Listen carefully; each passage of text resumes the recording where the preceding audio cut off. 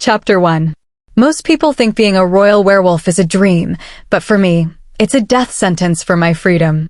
I was currently face down in the mud, breathing in the rot of damp earth, while 3 hunters tracked my scent just inches from my hiding spot. If I made a single sound, my life as the daughter of the moon would end in a shallow burrow. The mystery wasn't just whether they'd find me, but why my own blood seemed to be vibrating with a power I wasn't supposed to possess yet. I clutched my mouth, the copper taste of fear sharp on my tongue. Through a jagged crack in the tree roots, I saw them. 3 wolves, silver-furred and lethal. Lucas, my father's best tracker, was sniffing the very air I breathed. "Listen all you want," I projected, my thoughts a silent snarl. "You'll never find me." The silence of the woods was heavy, hypnotic, broken only by the rhythmic thump-thump of my heart against the dirt wall. Finally, the padding of paws faded into the distance. I lunged out of the hole, gasping for air, only to freeze. A low, guttural growl vibrated through the soles of my feet. A wild she-wolf, eyes glowing with territorial rage, stood between me and safety. She wasn't a shifter, she was a beast of pure instinct. "I'm guessing that's your house?" I murmured, my voice a calm velvet ribbon despite the adrenaline. I didn't want to use it. I didn't want to pull on the invisible golden threads of my lineage. But as she lunged, I let the alpha blood hum beneath my skin, a tether of ancient authority that made the very air feel thick. "Back down," I commanded. The wild creature shivered, her hackles lowering as she yielded to a rank she couldn't understand, but could certainly feel. But the peace was short-lived. A mental explosion rocked my skull, my brother's voice, frantic and loud. "Seraphina." Siams burst through the brush, a wall of white fur and overprotective fury. He didn't see a girl negotiating with nature. He saw a threat to his precious sister. "She's not a shifter, Siams."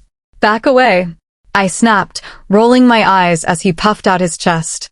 My brother, the future alpha, was a show-off, a walking headache, and currently the only thing standing between me and a very awkward banquet. "Guests are here," Siams shifted back, his voice tight. "For the banquet." "For the assessment."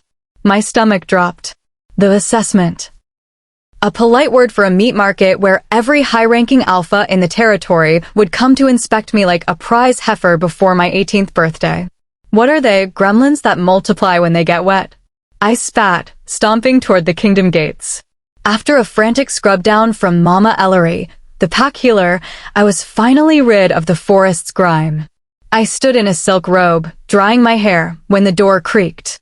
I expected a healer's apprentice. I got a storm. A boy leaned against the frame, his eyes unyielding and dangerously intelligent. He didn't bow. He didn't look away. Who are you?" I demanded, clutching my robe. "Does it matter?"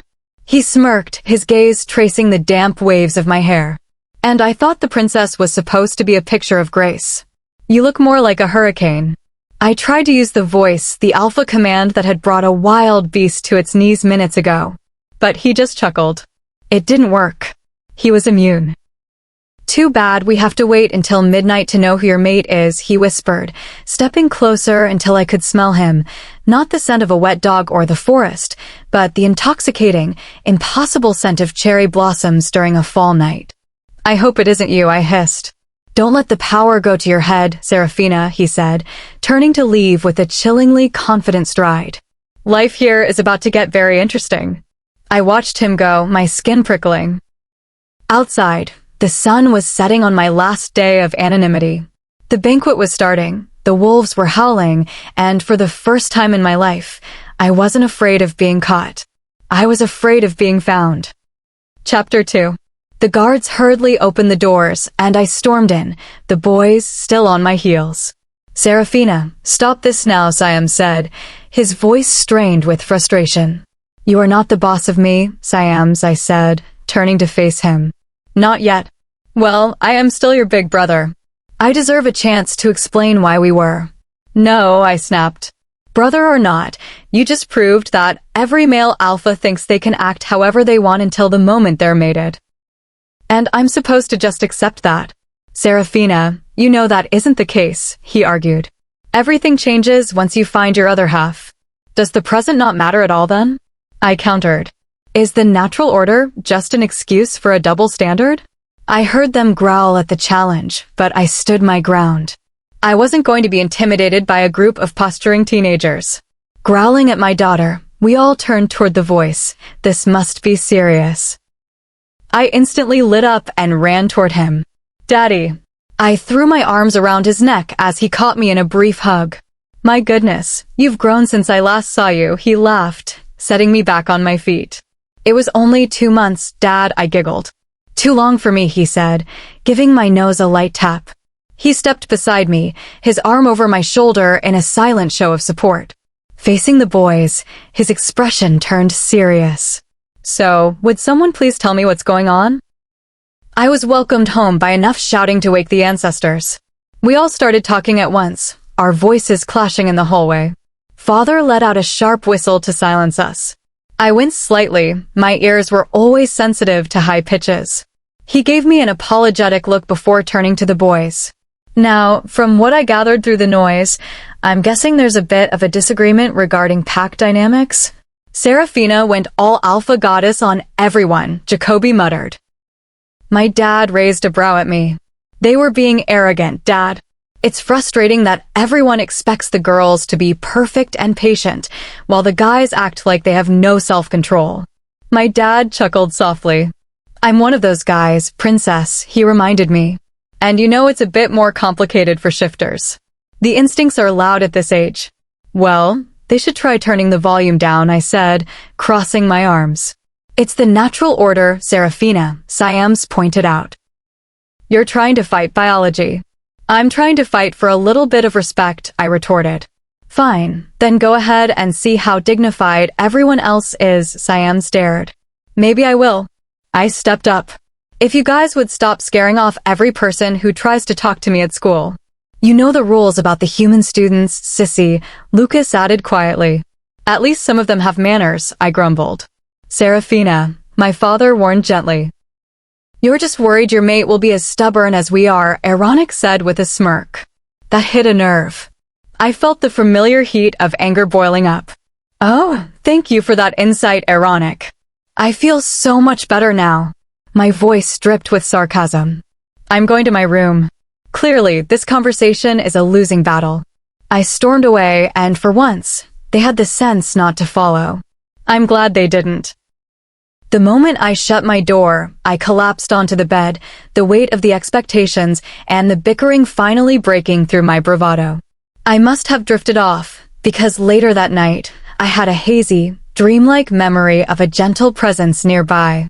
Someone tucked the comforter around my shoulders, and just before I fell back into a deep sleep, a voice as soft as a breeze whispered, "Good night, cherry blossom.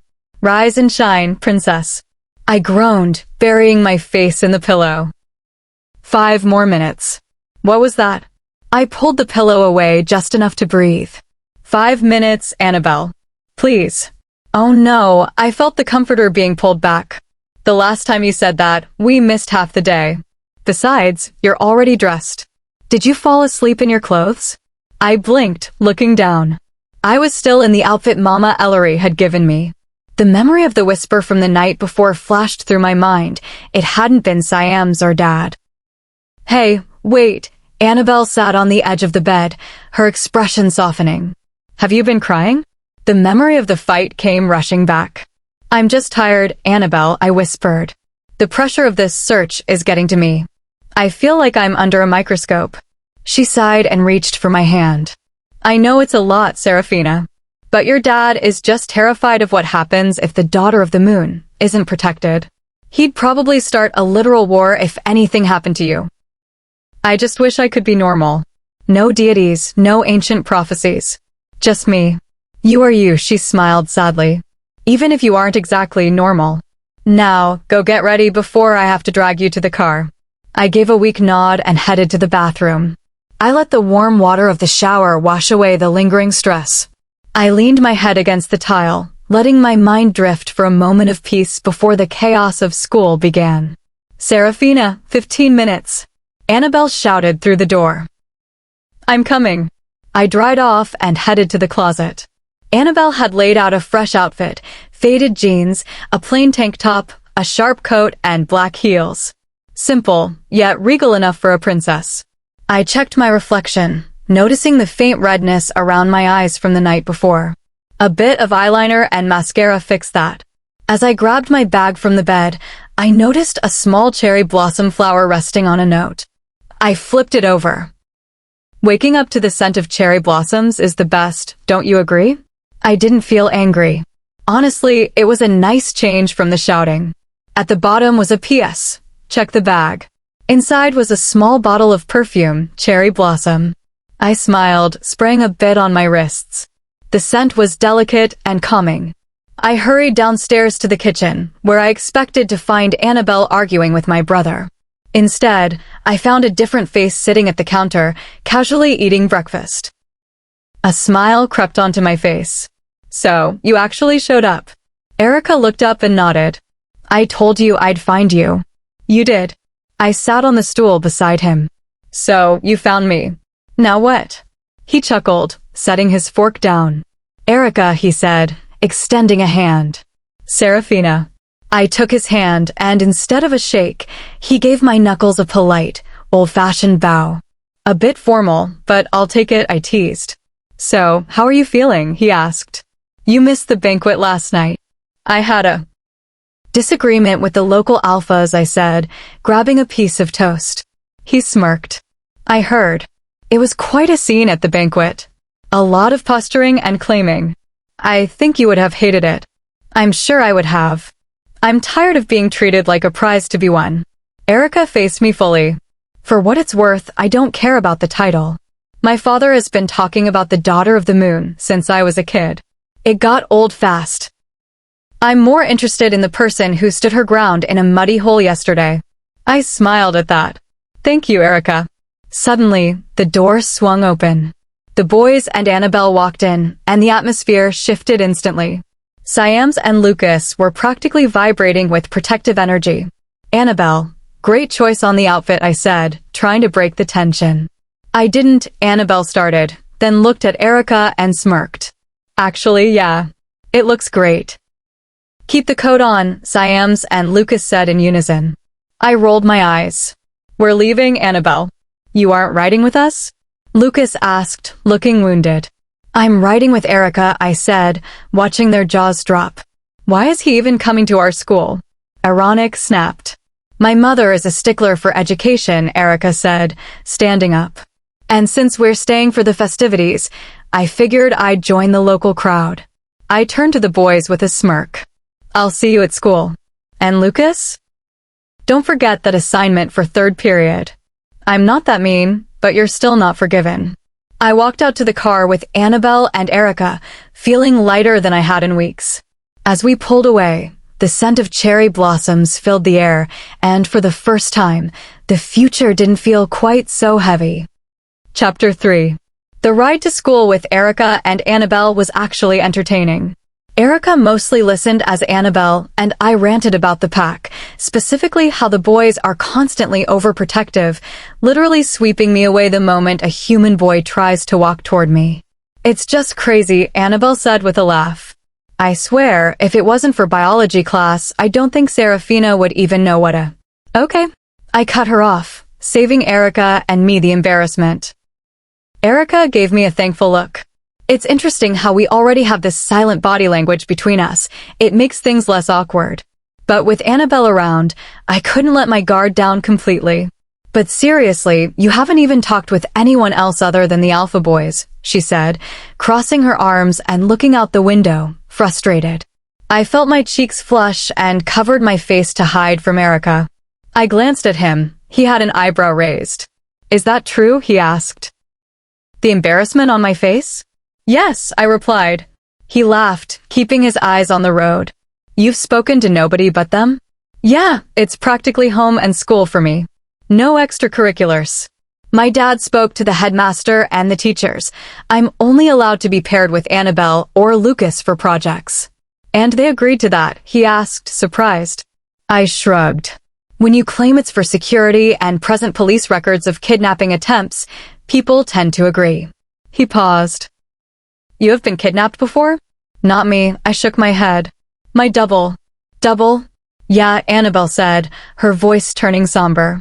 We used to have a girl guarding us, but at the start of high school, she was lost when a hunter mistook her for Seraphina.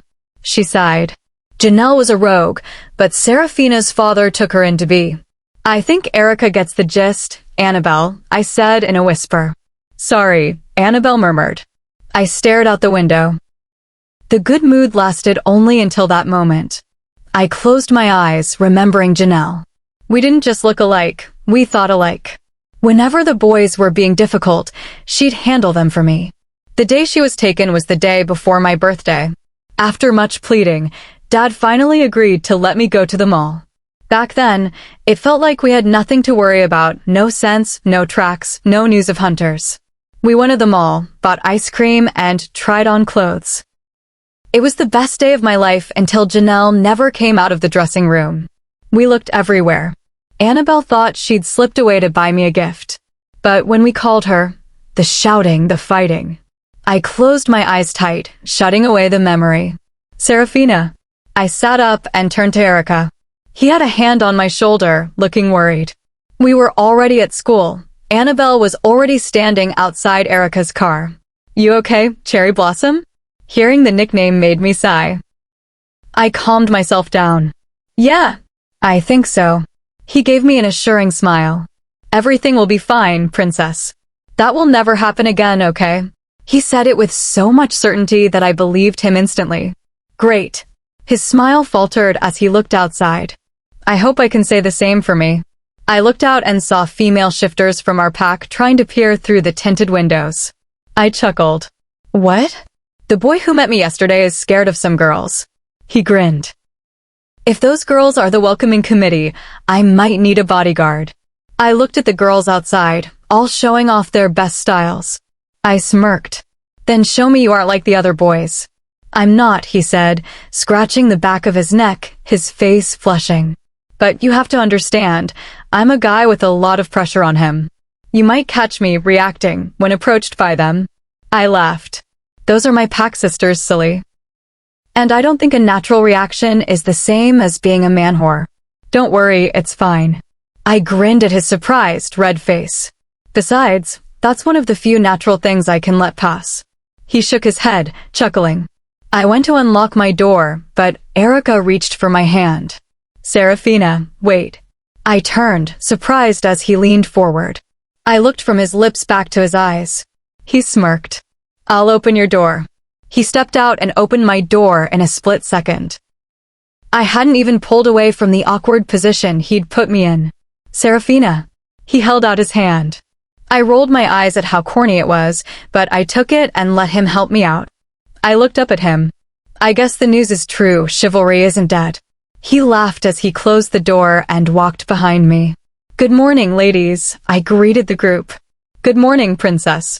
Surprised you aren't with the boys today, one girl said. I smiled. That's because I left early with Erica here. I stepped aside to introduce him. The effect was immediate. The girls looked at him with clear interest. Hello, ladies, he said. My name's Erica Johansen, from the Crescent Pack.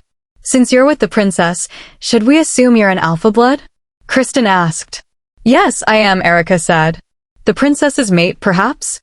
Erica looked at me. We'll know on her birthday, won't we? The girls exchanged looks. Then you aren't allowed to be near her. That wouldn't be fair to the other suitors. I rolled my eyes. Fair or not, I doubt I'd get along with the others. Suddenly, there was a buzz around the parking lot. My brother's Hummer pulled in and parked beside us. The female students immediately ran to meet Siams, Lucas, Jacoby, and Aaronic. I shook my head in disgust. See what we have to put up with? Annabelle asked. Someone needs to knock some sense into those boys, Seraphina. Erica chuckled. He's the future alpha of the royal pack and the football captain. What do you expect? I watched them get out of the car and greet everyone. Such a cliché, I said. Anyway, let's get your schedule. We started walking through the crowd. Someone pushed me, and I felt myself starting to fall until an arm encircled my waist and pulled me back. I was leaning against Erica's chest. You okay, Cherry Blossom? It took a moment to nod. He was, again, too close. He let go but kept me near, his expression turning into a glare. "Watch where you're going," he said to the person who pushed me. It was Orland Bush. He was bad news, menacing and rude. The new boys feeling brave, Orland sneered, his friends laughing behind him. "I think you owe her an apology," Erica said, standing his ground. "Who? This snobbish queen bee?" Orland looked at me with disgust. I didn't even know she could make friends her brother didn't approve of. "Erica," I reached for his arm, "let's just go." "New boy's a coward," Orland laughed. Erica glared, and this time, so did I. "Look here," I snapped. Orland turned, surprised I was speaking to him. "You aren't funny. If you treasure your health, get out of our way." They laughed in my face. Since they're human, I couldn't expect them to sense the danger.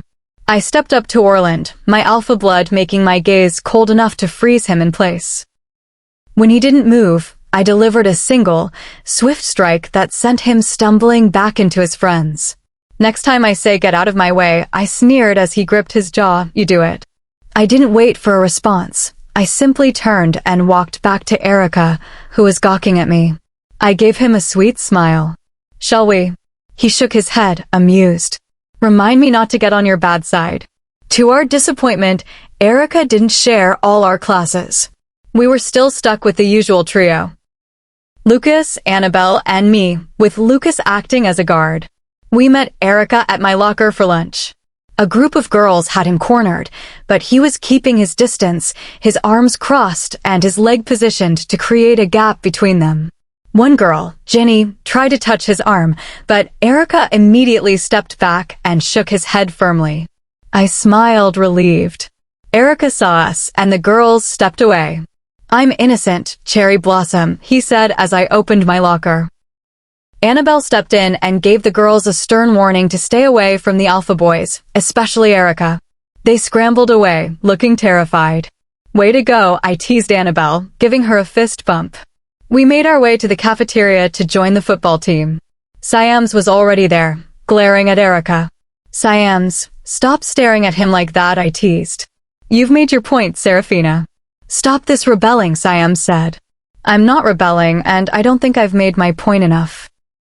Annabelle introduced Erica to the team. One of the guys, Jeffrey, recognized Erica as a junior dirt bike champion from Washington. The boys started passing around a photo of him. "Extreme sports enthusiast," I teased. "Let it go, Seraphina," Erica said, looking embarrassed. We talked about the upcoming birthday and the shifting process. Boys shift 2 years earlier than girls so they can protect their mates. "I'll be hanging out with Erica for a while," I told Siams. "Don't worry, he knows how to protect me." Siams nodded toward Erica. "Watch over my sister." "Yes, Alpha," Erica said. In art class, Lucas, Erica, and I decided to paint each other. I was painting Lucas, Erica was painting me, and Lucas was painting Erica.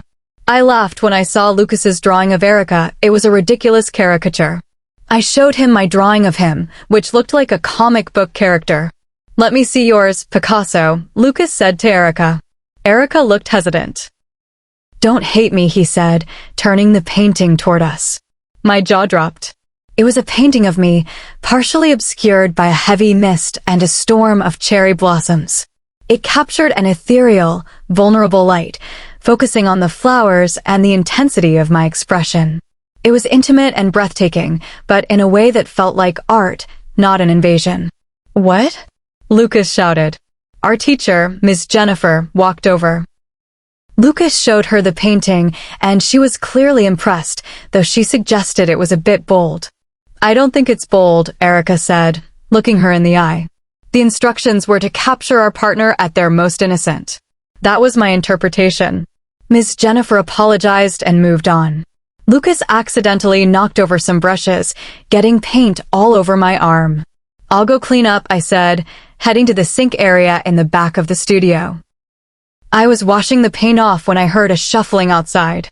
I thought it was just a student, but then things started toppling over.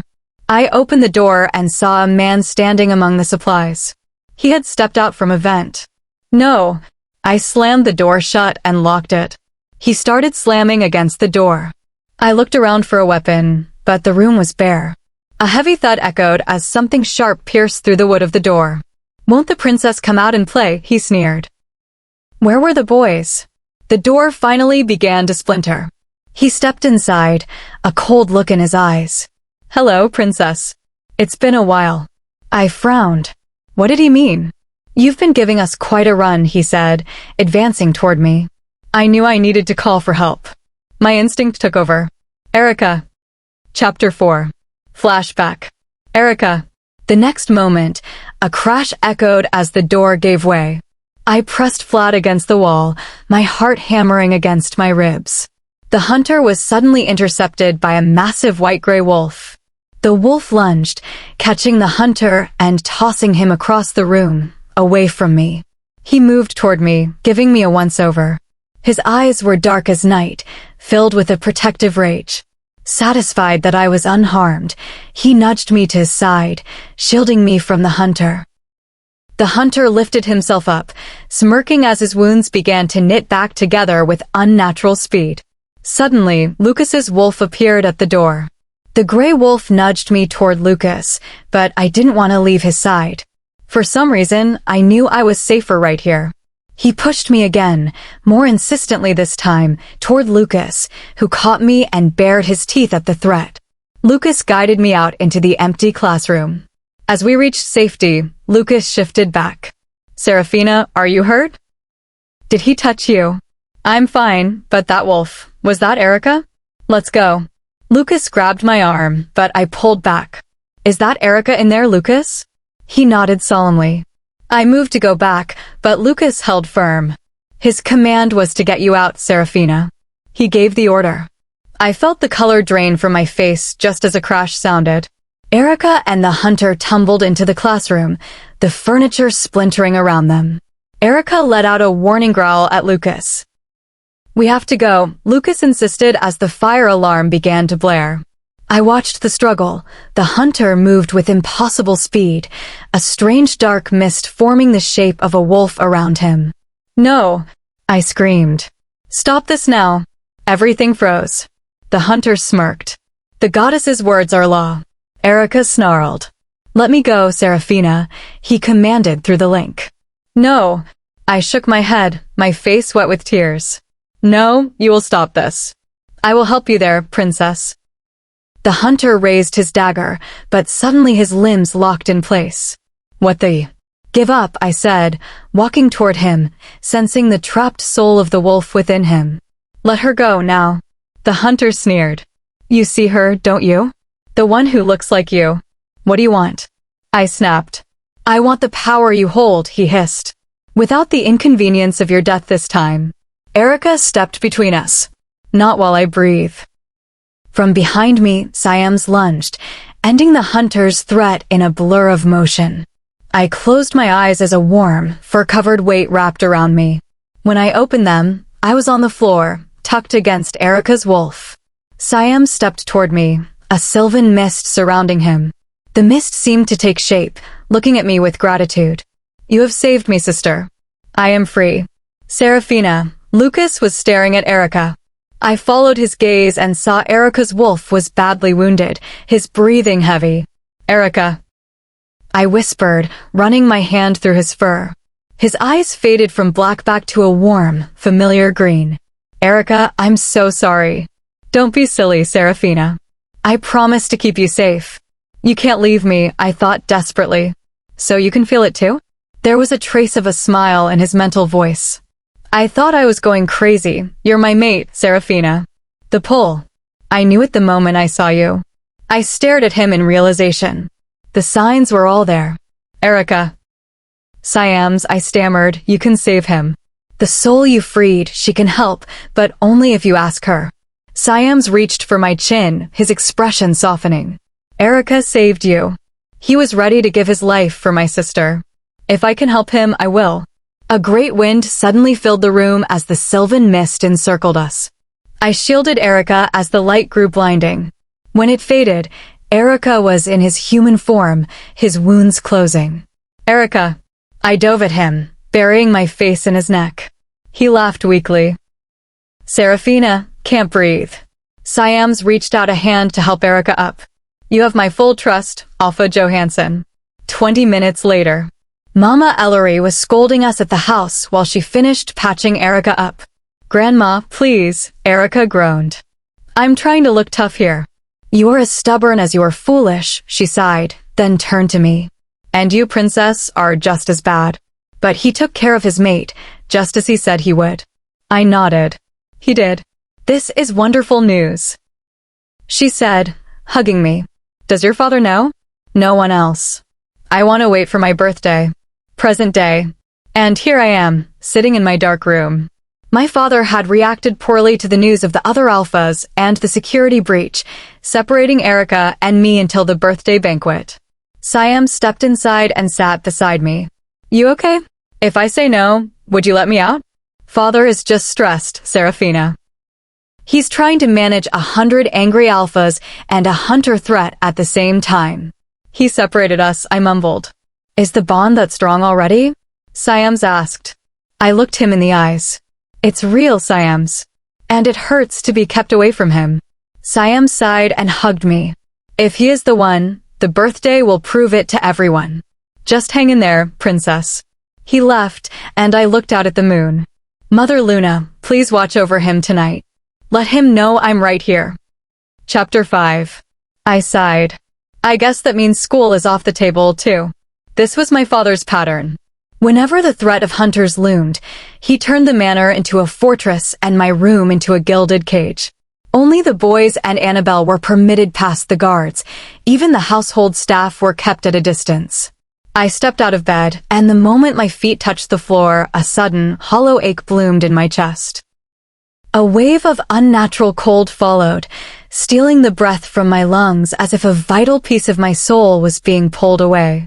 I sank to my knees, clutching my hand to my heart, gasping against the sudden void. What is this? I thought through the haze of the chill. Seraphina. A blur of movement crossed the room, and the bed dipped. Seraphina, what's wrong? I looked up to see Siams. He reached for me, but the cold only intensified. His touch, usually comforting, felt like ice against my skin. I had to pull away. Please don't, my voice broke, and I realized tears were already falling.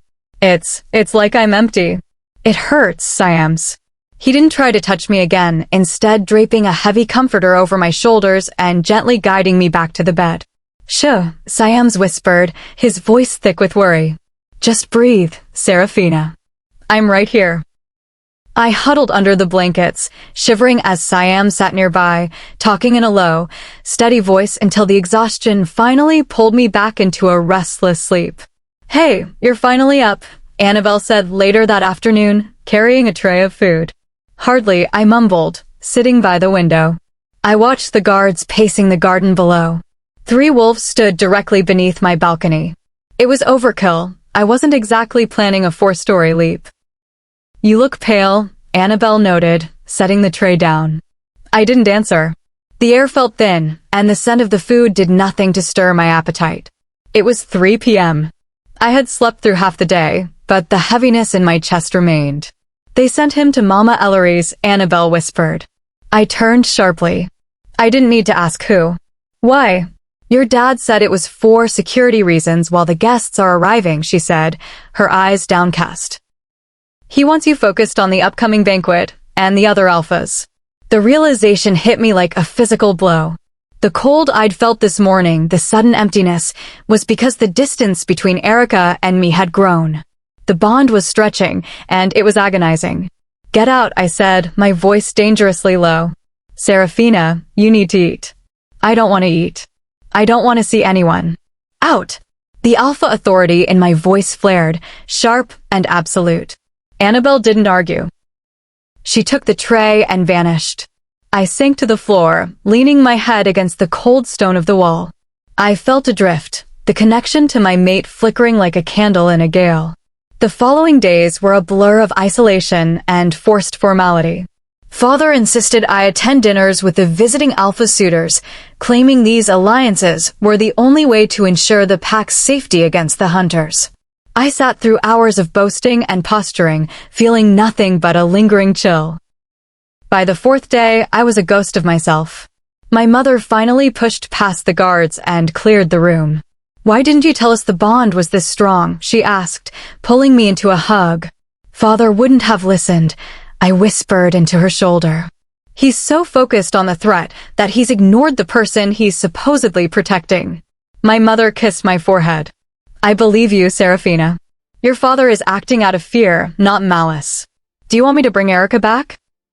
I looked at her, a spark of hope lighting up, but then I shook my head. There's only one day left until the birthday banquet. Let him stay safe at Mama Ellery's. I'll endure one more day. The day of the party arrived. The day I was supposed to shift. The day the world would see the truth. The morning was a whirlwind of silk and lace. Because the stress had taken its toll, my gown had to be pinned and tucked at the last minute. Siams came in privately, handing me a delicate diamond necklace shaped like wings. "To remind you that you're never truly trapped," he whispered. The banquet began with a series of endless dances. I moved like a puppet, drifting from one suitor to the next, sensing no spark, no warmth. Finally, I was allowed to sit beside my parents on the dais, feeling utterly drained. "Where is Mama Ellery?" I asked, noticing her empty chair. "She has returned to her home," Father said, his voice clipped. "She took the Johansen boy with her. He has been escorted back to his own territory." I stood up, the chair scraping loudly against the floor. "What?" "He was not a suitable match for a princess of this line, Seraphina," Father said, his eyes hard. It was best to end the distraction now. The room seemed to spin. "You sent him away?" "Mother, the bond is still there. He hasn't left." "The guards saw them to the border," Father insisted. "You knew," I said, my voice rising over the music. "You knew he was my mate, and you chose politics over my soul. An alpha's word is his honor, Father. Where is yours?"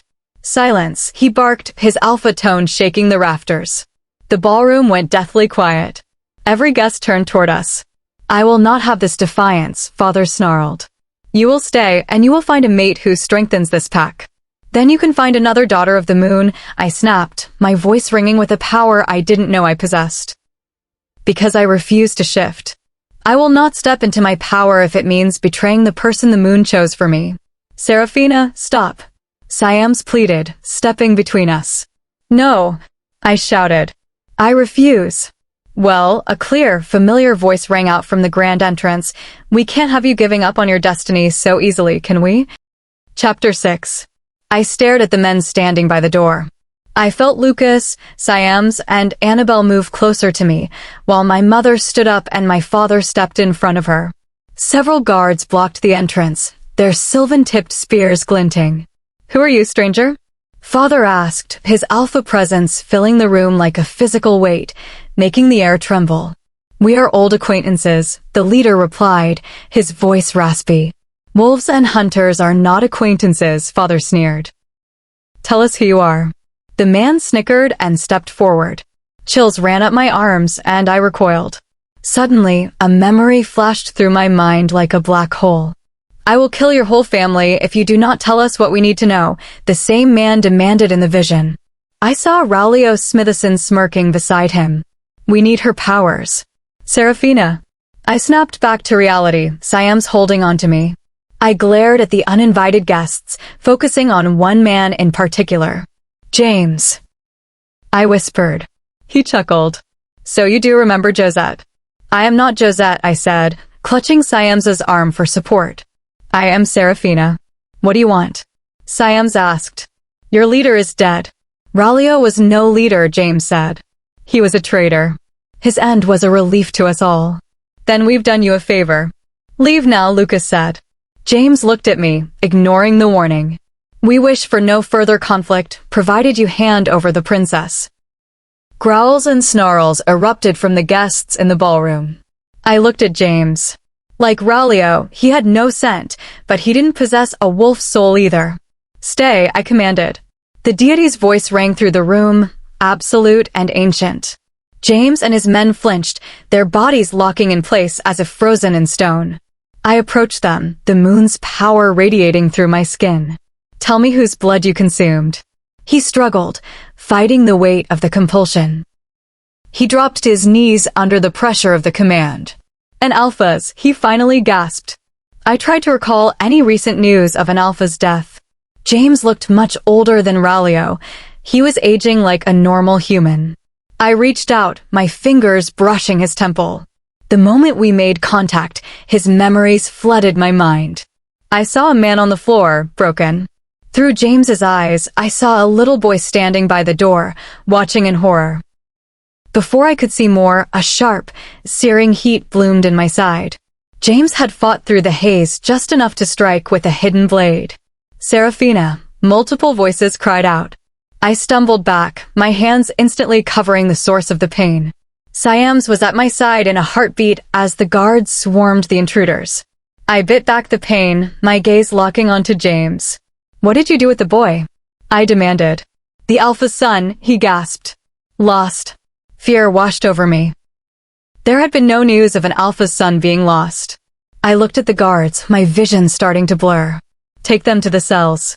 Let the council decide their fate. The room began to spin. Seraphina. Siams called. Everything went black. Annabelle's POV. She won't heal. King Sylvan snapped, pacing the room with frantic energy. She wouldn't do this to herself, Sylvan, Queen Clarissa said softly, her voice steady despite the chaos. Then why isn't the wound closing? I stared at Seraphina's pale face. A doctor had already treated her because her natural healing hadn't kicked in. I knew why, but the weight of the truth was heavy. Don't you think you've done enough? Siam snapped at his father. You sent her maid away. Have you seen what your choices have done to her? It was for her safety, the king shouted back. The law says only pureblood alphas can protect the line. Enough. Queen Clarissa intervened, her voice like a gavel. I will not have my daughter wake up to find this family divided. Am I clear? They both fell silent, their pride wounded. I still think a command would work, the king insisted quietly. No, I said, stepping forward. They all turned to me in surprise. You are wrong. No matter what command you use, she cannot heal herself right now. Her wolf isn't here. What? Queen Clarissa asked. I took a deep breath. The soul of the last daughter moved to dwell within Siams temporarily after the school attack. But Seraphina asked Siams to use that soul to help Erica. Josette, the last daughter, is with Erica now. She cannot leave him yet. Why? Lucas asked. Queen Clarissa looked up, tears in her eyes. Because she is with their mate. Without that connection, the balance is broken. The king went silent, staring at his daughter. Finally, he turned toward the door. Pack your things. We leave tomorrow morning. We need to get Seraphina to a more secure location. What about Erica? I asked. We will find him, he said quietly. Later that evening, Siams knocked on my door. He looked at the half-packed bags and then at me. He sighed and walked over, presenting a single white rose. I'm sorry if I was harsh earlier. I'm just worried about her. I know, I sighed. I should have told you all sooner. It was Seraphina's secret to keep, he said, brushing a strand of hair from my face. I'm glad she has someone she can trust. Siams wrapped his arms around me. I felt a sense of calm I hadn't felt in a long time. For the first time, being in his arms felt exactly where I was meant to be. Chapter 7. I watched as she disappeared from the hall, her frustration echoing in my mind through the invisible tether that bound us. The others followed, leaving me alone with the king in the high-ceilinged room. I hope you are satisfied with the chaos you've brought to my halls, King Sylvan said, his voice cold and heavy with authority. I frowned, keeping my posture straight. I did what was necessary to protect her, King Sylvan. I asked for nothing in return. And you will get nothing, he snapped, his alpha presence flaring like a physical weight in the room. I will not allow the daughter of the moon to be bound to a wolf without the standing to protect her line. The same wolf who stood between her and a hunter? I asked, refusing to flinch. I would give my life before I let those suitors treat her like a trophy. Stand down, he commanded. I felt the overwhelming pressure of his status force my head down, a biological reflex I couldn't fight, but I kept my gaze fixed on his. Lineage is what builds empires, boy. Not sentiment. The fates chose the bond, King Sylvan. Not me. And I look forward to the day you realize they aren't mistaken. He looked at me with a mix of fury and a flicker of something that looked almost like doubt. Rest for tonight. Tomorrow, you leave this kingdom. That night was a fevered dream of restless energy. I could still sense her. The bond felt like a frayed wire, sparking with her grief. It pained me to feel her crying, a muffled, psychic ache that seemed to vibrate in my own chest. I remembered seeing her for the first time, the scent of mint and earth, the fire in her blue eyes when she realized I'd seen her. My wolf had known instantly. It didn't matter that she was a princess. She was my mate. The king's ultimatum echoed in my head. I had to leave, for her safety and the peace of the pack. A soft knock came at the door. Grandma Ellery stepped in, her face etched with wisdom. Erica, you need to be strong. He's sending me away, I said. He thinks I'm just a rogue with no strength to offer. Blood is only one part of the story, Erica, she said, sitting beside me. You have a heart that many alphas lack. Fate didn't bring you here by accident. You are a protector, and that is a power all its own. I nodded weakly, but the hollow ache in my chest was growing as the hours ticked down. The next morning, the air in the manor felt stifling. Siams entered my room as I was packing the last of my things. Erica, my father, he's being blinded by his own rules. He made himself very clear, Siams. I'm to leave and not look back. Seraphina won't accept this. Then look after her, I said, grabbing my coat. Because right now, the distance is the only thing keeping the peace. I walked toward the main hall where Queen Clarissa waited. She pulled me into a brief, motherly embrace. I am so sorry, Erica. My husband is acting out of a fierce fear for Seraphina's safety. Go to your grandmother's for now. I will do what I can to bridge this gap. Thank you, Queen Clarissa. Just, please keep her safe. As we drove away, the distance felt like a physical weight pulling at my heart. The moment we crossed the border of the territory, a wave of unnatural cold rushed through me. I leaned my head against the window, fighting the sudden, crushing sense of isolation.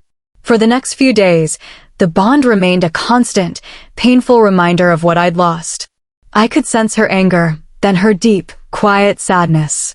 She's strong, Erica, Josette's voice whispered in my mind. But the pull is taking its toll on her spirit. I couldn't just sit still. I returned to the borders of the gray estate under the cover of dusk, using my skills to mask my scent. From the shadows of the tree-line, I sensed her in the dining hall. The bond hummed with her sharp annoyance as the other suitors vied for her attention. I stayed long enough to feel her take command of the room, her voice steady and sharp even through the glass. My wolf let out a low, silent rumble of pride. She was a queen in every sense of the word. Good night, love, I whispered to the wind, hoping the bond would carry the sentiment to her. On the fourth day, Grandma led me into her library. She pulled out an ancient lineage map, its parchment yellowed with age. It's time you knew why the hunters targeted your family, Erica. She explained that my family, the Marks line, were descendants of Alana, a former daughter of the moon. I wasn't a rogue. I was royalty from a line thought to be extinct. Your father was targeted because they feared your bloodline, she said, handing me a moondrop pendant shaped like wings. This was yours as a child. It has ancient healing properties, Erica. She might need it. I shifted into my wolf, Josette helping me mask the color of my fur so I could slip back into the manor grounds unnoticed. I made it as far as the hallway near her room when I was intercepted by Lucan and a group of alphas. They couldn't sense my true nature, but they sensed a threat. A rogue sneaking through the halls? Lucan sneered, blocking my path. I snarled, the pendant glowing beneath my fur. Before the confrontation could escalate, Siams and Lucas appeared at the end of the corridor. He's here under my protection, Siams lied, his voice absolute and ringing with alpha authority. Once the others left, I shifted back, handing Siams the necklace. Give her this. It carries the moon's blessing. It will help her stay strong while we are apart. I didn't stay to be caught by the king's guards. I slipped out, but King Sylvan was waiting at the forest's edge. He didn't move to strike, but his alpha aura was a crushing force, pinning me against the tree-line. Stay away, he commanded. If you return, you bring ruin to the peace we've built. The ride back to my home territory was long. We stopped at a motel, but I couldn't rest. Suddenly, a white-hot flash of psychic pain erupted in my side. A mirror of an injury Seraphina had just received. I fell to the floor, gasping for air as a vision of a sylvan blade flashed across my mind. It wasn't my blood being spilt, but the bond made the sensation terrifyingly real. "Erica, she's hurt," Josette cried out in my mind. I shifted, the protective rage of the bond giving me a strength I'd never felt before. I didn't wait for permission. I started running. I ran for half a day, back toward the city of wolves. When I arrived, the city was in a state of frantic movement. "The king is moving the princess," a traveler told me. "She won't heal, and they are searching for the only healer they trust." I realized then where they were going. They were coming to the one person who could truly help. They were coming back to us. Chapter 8. I watched Seraphina sleep inside the king-size bed of our luxury RV. I stared at her pale, resting face, knowing exactly what she needed to heal, yet feeling the weight of my father's rigid rules holding us all back. In our world, normal is a relative term, but I can't remember a day I wasn't right beside her. She is my baby sister, deity or not, I will always be her protector. I remember when we were kids. Seraphina was always the one to stand up if anyone messed with our group. Once, when a boy pushed Annabelle into the mud, Lucas tried to play the hero, but Seraphina was the one who ended the conflict. She had this incredible fire in her, a protective streak that made it clear you didn't mess with her family. Father and I were incredibly proud of her spirit. Even the older cubs knew better than to challenge her once she set her mind to something. As she grew older, she became almost ethereal. Her deep blue eyes could soften the coldest heart. When she turned 16, it felt like every male in the pack suddenly realized the princess was no longer a child. The protective urge in me was constant. I often wondered if they realized just how closely Lucas and I were monitoring the room whenever she walked in. I watched Annabelle now as she worked with Lucas in the small kitchenette. Annabelle has always been Seraphina's partner in crime. I was the one who found her when I was 7 years old, out practicing my tracking by a creek. I'd found her hurt and alone, and I'd carried her back to Mama Ellery's myself, refusing to let anyone else take her. Seraphina never left Annabelle's side during her recovery. They became inseparable. As we grew up, I realized Annabelle was brought into my life for a reason. On my 18th birthday, I looked at her and finally understood the way our parents looked at each other. She was my mate. But there was a problem, Seraphina. I had vowed to protect her, and I felt I couldn't fully focus on my own future until she was safe and settled with her own mate. Flashback. Are you sure about this? Lucas asked me a year ago. Yes, Lucas. I snapped. I've known Annabelle was my mate for 3 days, and the pull is constant. It's driving me crazy. Then why wait? I can't focus on a bond yet. Not while Seraphina is in the crosshairs. If the hunters find out I've committed to a mate, they'll use Annabelle to get to my sister. I won't put her in that kind of danger. You can't keep her in the dark, Siams. It isn't fair. I'll tell her eventually, I argued. I just need a year until Seraphina is found her match. Lucas looked at me with a mix of pity and frustration. You're fighting fate, man. Seraphina would be the first one to tell you that you're being stubborn for no reason. Eventually, I did tell her. We were at the cliff where our group used to hang out.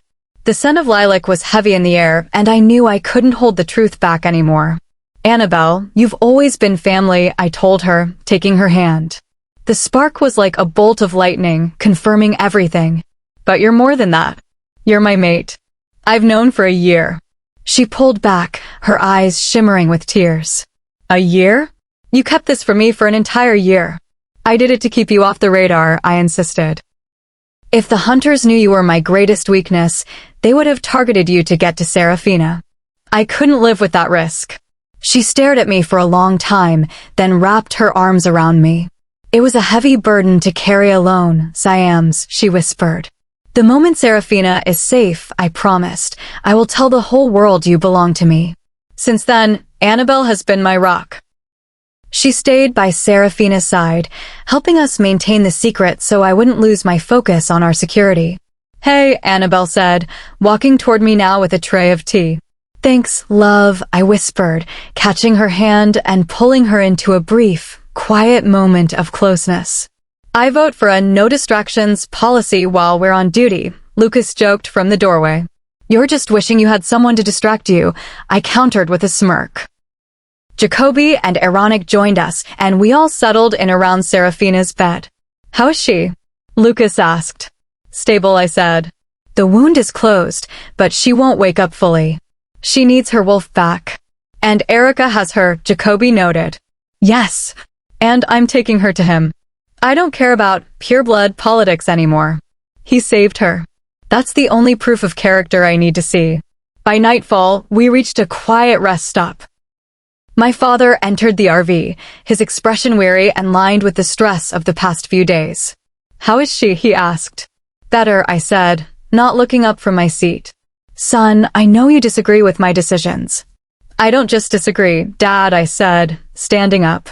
My alpha aura flared, filling the small space with an undeniable intensity. "You chose tradition over your daughter's life. You forced her maid away, and now she's a ghost because of it." I was protecting the line. He argued, though his voice lacked its usual bite. "You're a king, but you forgot how to be a father," I said, my voice low and steady. "You know the pain of being away from Mom. How could you inflict that on her? I've had to hide my own bond with Annabelle for a year just to keep her safe from your expectations." My father went silent, his eyes widening as he looked from me to Annabelle, who stood by the door. "She is the one," he asked quietly. "She is. And I will not let her, or Seraphina, suffer for your pride anymore." He looked at me for a long moment, then nodded slowly, a look of realization crossing his face. "Then the lead is yours, Siams. I am in no position to argue with a man who knows his heart better than I do." He turned and left the RV without another word. "He just gave you the keys to the kingdom," Lucas whispered.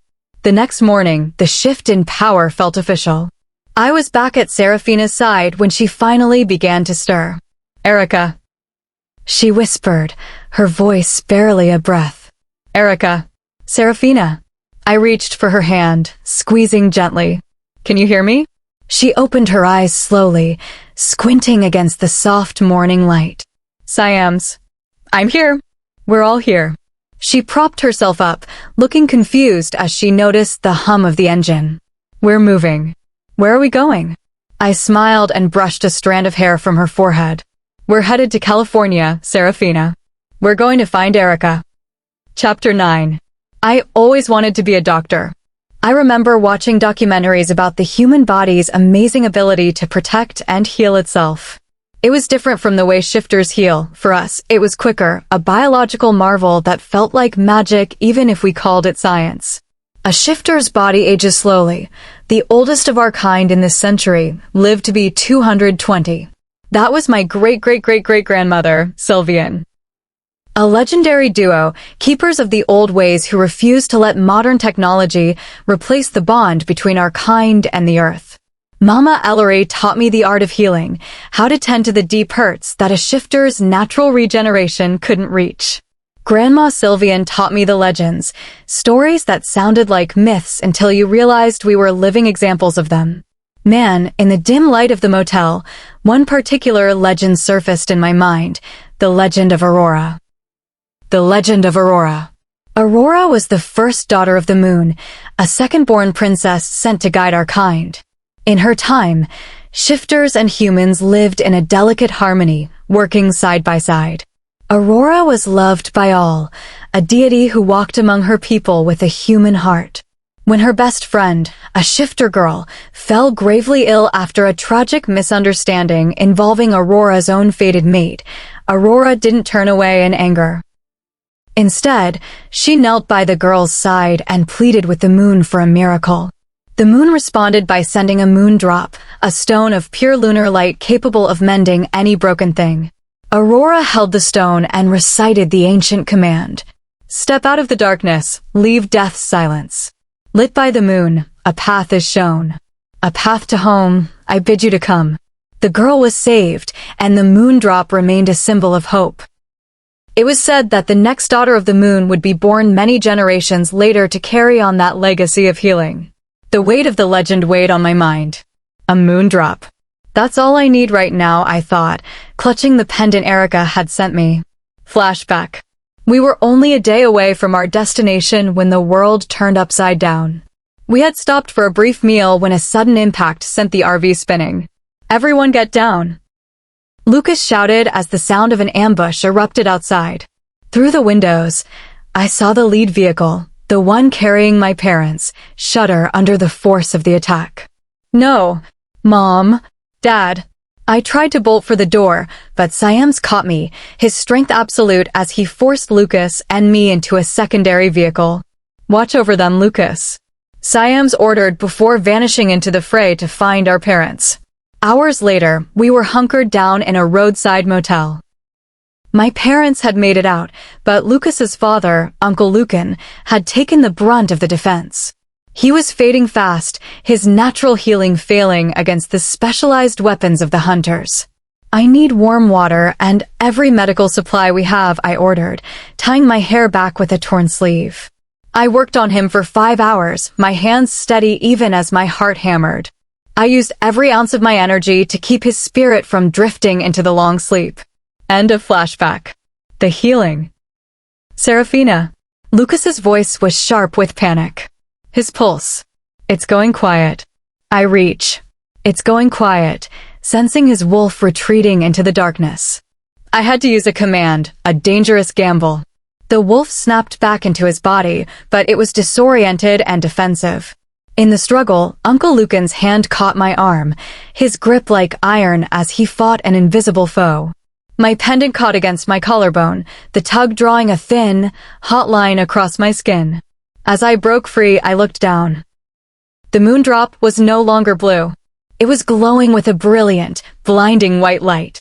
The moon drop, I whispered. I pressed the glowing stone over Uncle Lucan's heart and let the words of Aurora flow through me. Step out of the darkness, leave death's silence. Lit by the moon, a path is shown. A path to home, I bid you to come. A great light engulfed the room, warm and smelling of rain and ozone. When it faded, Uncle Lucan gasped, the gray tint leaving his skin as his wounds vanished. Seraphina, he breathed, looking at me in awe. I slumped back, the stone cooling in my hand. Her name was Seraphina, I whispered to myself. The girl Aurora saved, her name was Seraphina. My strength gave out, and Siams caught me before I hit the floor. As he carried me toward the bed, I heard Uncle Lucan's weak, teasing voice behind us. Seraphina, I'm calling it even. You saved my life for me, accidentally knocking you into the pond when you were 5, we're square. I smiled into Siam's shoulder as the darkness of a deep, healing sleep finally took me. Chapter 10. Siam's POV. I lay beside Annabelle, watching her sleep. Her breathing was calm, but she stirred several times through the night, groaning and whining. The events of the previous evening led me to glance at the other bed. There, Seraphina slept peacefully, with Mom's arm draped over her. Something sparkled in Seraphina's eyes, her necklace.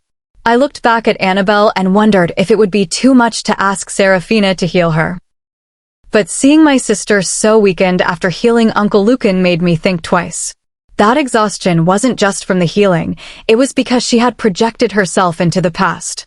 She possessed the spirit of the daughter, but without her wolf, her physical reserves were dangerously low. I checked the clock, 4 a.m.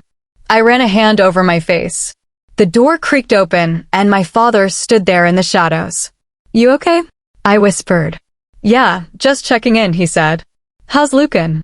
He's good. Ranting about getting out of bed. Good thing Lucas knows how to handle him. Father walked up to me, though I avoided his gaze. Siams, listen. I'm sorry. I know I was wrong to keep Seraphina from Erica, and for tying you up in this responsibility. I have nothing against protecting my sister, I cut him off. Well, I'm sorry that because of that, you felt you couldn't be with your mate. I glanced at Annabelle. She understands. She's as protective of Seraphina as I am. "But son," he said, his voice straining with patience, "you are the king now. You can't rule without a Luna. Our people will look to her for strength." "I am in no hurry, and neither is she," I snapped. "I'm mating her because I love her, not because of a political title. I'm not throwing her into this mess until I know she's ready." My father shook his head, kissed my mother and Seraphina on the forehead, and turned to the door. He stopped and looked back at me one last time. "A mate isn't just for an heir, Siams. She's your strength. She lights your darkest moments and says what others are afraid to tell you. Without her, you will crumble. Believe me." With that, he stepped out. Lost in thought again? Annabelle was staring at me, her eyes half open. I smiled and kissed her forehead. "Something like that. How are you feeling?" "A bit stiff, but better." She snuggled closer. "You shouldn't be so hard on your dad. He is stubborn, but he is truly sorry." "I'll be civilized," I said, "but I can't forgive him yet. Not after what she went through." I looked over at the other bed and saw Mom sitting up. "What is it with you girls and acting asleep?" I asked. Mom chuckled softly. "I raised good kids." "Arrogant, yes," she teased, "but good." "Annabelle is right, Siams. Sleep, son. You can trust the guards." I glanced at the floor where Jacoby and Ironic were snoring on mattresses. "Yeah, real safe," I muttered. Mom laughed and left the room. Finally, I gave in to sleep. "You have got to be kidding me?" I was jolted awake. Seraphina was standing at the foot of the bed, her arms crossed and her eyes wide with disbelief. "Seraphina, what the?" I groaned, squinting at the sunlight. "It's time you told me what is going on," she snapped. I felt Annabelle stir beside me, her arm draped across my chest. I dropped my head back onto the pillow. "Shit. Shit is right," Seraphina shouted. "Seraphina, shut up." Ironic groaned from the floor, pulling a pillow over his head. "I will shut up when someone explains why my brother is snuggled up with my best friend." "Seraphina, I can explain," Annabelle said, sitting up and trying to look dignified despite her messy hair. "You better." "Annabelle, this is Siams, the player you swore you'd never touch. And Siams, this is Annabelle, the best friend you promised to respect." "Seraphina, you're blowing this out of proportion," Jacoby said from the other mattress. "How could you do this, Siams?" Seraphina asked, tears of frustration forming. "You promised. You know Annabelle is the only friend I have who didn't just want to get to the royal boys." Lucas burst into the room, taking in the scene instantly. "So, the cat's out of the bag?" "What?" Seraphina turned to him. "You knew?" "Everyone knew. He told me a week after I shifted," Annabelle added quietly. Seraphina looked at us, her face turning a deep shade of red. "How could you make her wait, Siams? Are those other girls that important to you?" "No." I sat up. "That isn't it at all." "Then what is it?" I looked away, the silence stretching. "I just had other priorities. I needed to make sure you were safe first." She went silent. The realization hit her. She was the priority that had kept us apart. She looked at Annabelle and shook her head, then grabbed the car keys from the table and dashed out. "Seraphina." I called, but the door slammed shut. 2 hours later, I stood by the window. Lucas had messaged saying she was just blowing off steam. "Siams." Annabelle stood behind me. "She's mad." "She's mad at herself," I said. "She knows I put my life on hold for her." "She'll be okay," Annabelle said confidently, pulling me into a hug. "She's happier knowing we are together. She just has to realize it isn't her fault." I smiled, finally feeling the weight of the secret lifted. "We're almost there, Erica. Hang on." Chapter 11. Lucas's POV. I watched Seraphina sitting on the hood of the car, staring out into the quiet California distance. I grabbed the spare blanket from the trunk and draped it over her shoulders. She was still in her singlet and shorts, hardly enough for the cooling evening air, but in her rush to leave the motel, she hadn't exactly stopped to pack. Even though we were free now, the tension of everything left unsaid lingered between us, making the silence feel heavier.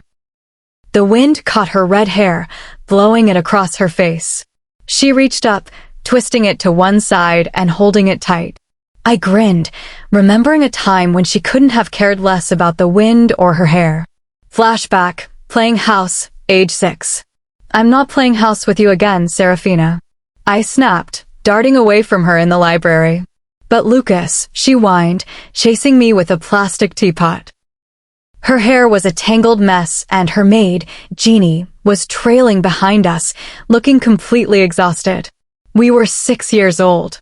Seraphina had just discovered House, and she was determined to cast Siams and me in every role. Siams was busy with the king, so the duty fell to me. Fine, I groaned, flopping onto a window seat. But I'm reading my book. Okay, then you can pretend you're at the office like Daddy, she chirped. But you have to be home by dinner. I opened my book, Moby Dick, a gift from my mother. She'd left a note in the margin. No dream is too big to reach, but foolishness isn't invited. I looked out the window and saw dozens of guards running through the gates of the night mansion. Security was always tight, but this felt like a storm was coming. Seraphina. I dropped the book and ran to the playroom. She was slumped over her little table, fast asleep amidst a spread of pretend cupcakes. I breathed a sigh of relief. My father had explained that Seraphina was special, the daughter of the moon, and that we had to protect her at all costs. I tucked a blanket around her.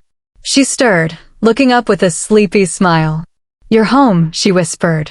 I made your favorite. You'll be the death of me, Seraphina, I teased. Flashback, the edge of our cage, age 14. Years later, Seraphina was still running, mostly from the arrogant alpha boys our fathers kept introducing to her. We sat on a massive stone beneath an ancient oak at the edge of the school grounds.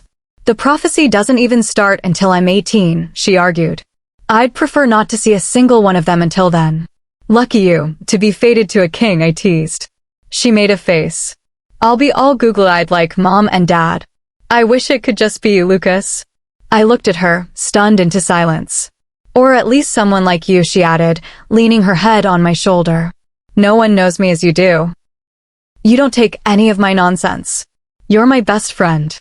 I've always seen you like a sister, Seraphina, I said, though my heart gave a strange, heavy thump.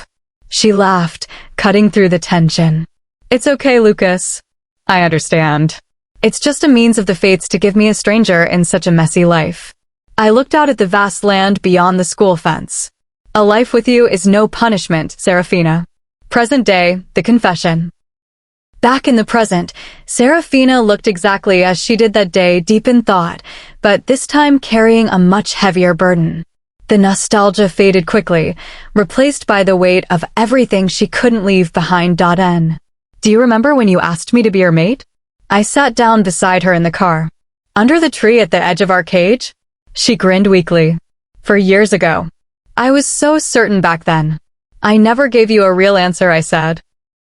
I told you I didn't think of you that way, but that wasn't the whole truth. She turned to me, her eyes widening. If it were up to me, I'd never have said no, I continued. But I knew the prophecy. I'm a pureblood, but I'm not meant for the throne. It sucks not being allowed to have what you want because the stars didn't approve it. Lucas, what are you saying? That I love you, I said plainly. I have for a long time. I wanted a reason to stay by your side forever. But I knew where I stood. And I knew you. If we had tried to be together, and then you met Erica, you would have tried to stay with me just to avoid hurting me. I didn't want that for you. I wanted you to have the real thing. She reached out and squeezed my hand. I'm sorry, Lucas. Don't be. It was my choice. And it's the same for Siams and Annabelle. They kept their bond a secret to keep the focus on your safety. They didn't want you to feel the weight of their choices. They're hurting because of me, she whispered. They're hurting because they love you, I corrected. And Erica is waiting. We need to get you to him tonight. She looked at me, her eyes shimmering. Are you really just going to hand me over to him? Erica is the one who can give you the future the moon intended. I just want you to be happy. She leaned forward and hugged me tight. I'll always be here, sissy. Always. I love you too, Lucas, she whispered. Ready to go? I asked, helping her down. Yeah, she said, a bit of the old mischief returning to her eyes. But I'm driving. Since I haven't shifted, it's the only way I can feel the speed. She snatched the keys before I could protest. I laughed and hopped into the passenger seat. Fine. But if we hit a tree, I'm telling Siams it was your idea. As we drove back toward the motel, the tension finally broke. We were a family again, messy and complicated, but united. Chapter 12. Erica's POV. I stopped at the cliff's edge, the fear of yesterday finally lifting. I'd returned to the motel, found Grandma and the guards gone, and kept running through the forest ever since, determined to reach home territory before Seraphina. I wanted her to see me first.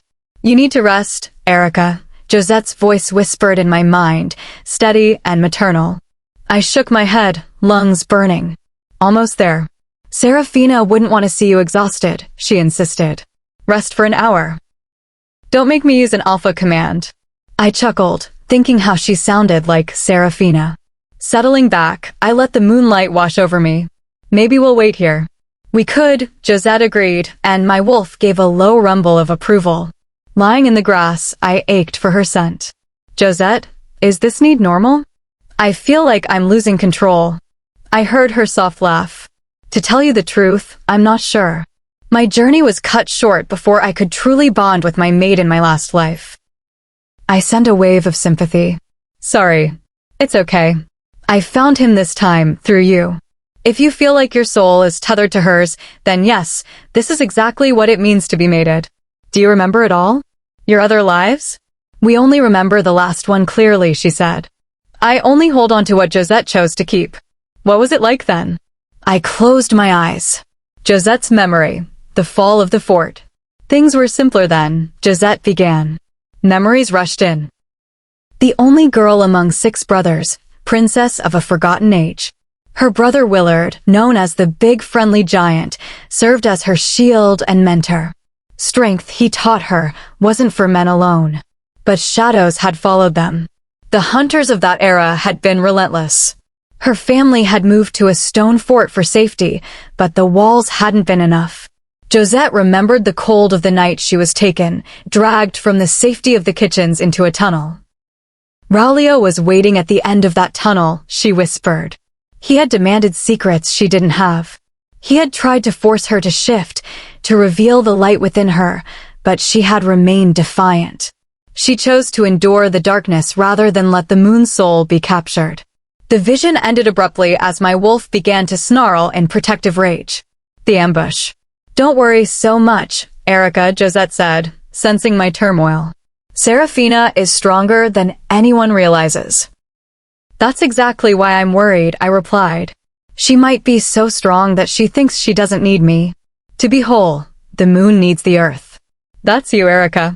My wolf stood and stretched.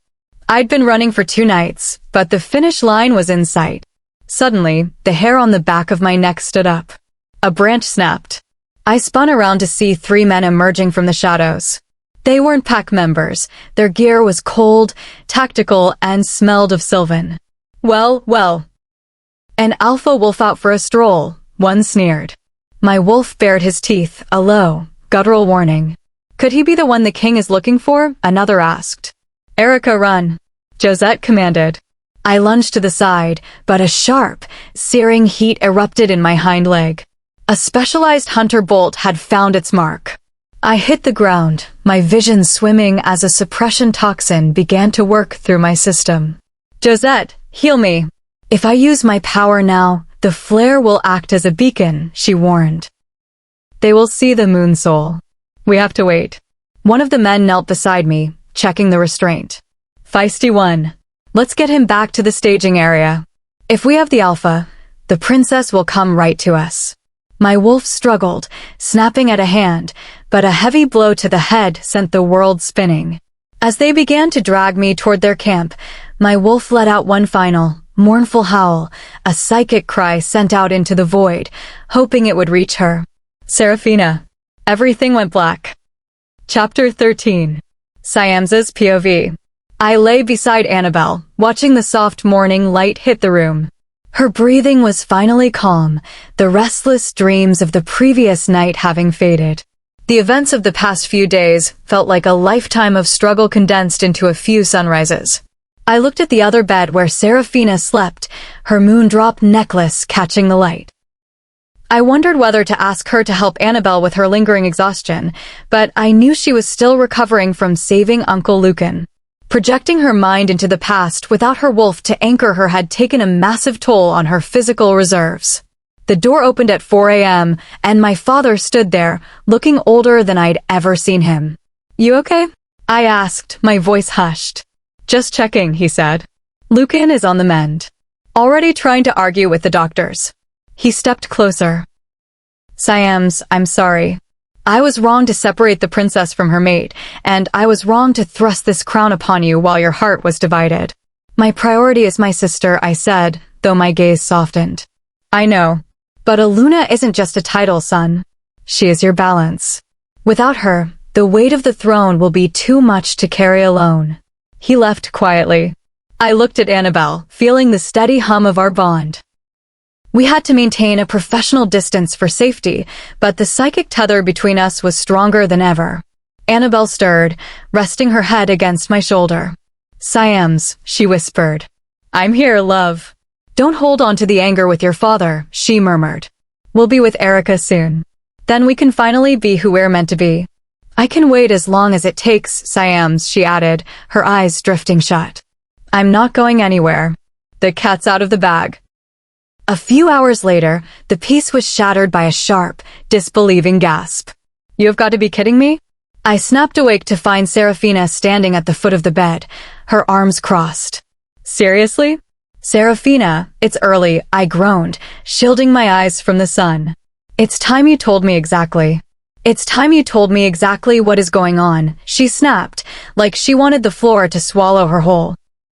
"I want an explanation as to why my brother and my best friend look like they've been keeping a massive secret." Seraphina's voice rose an octave.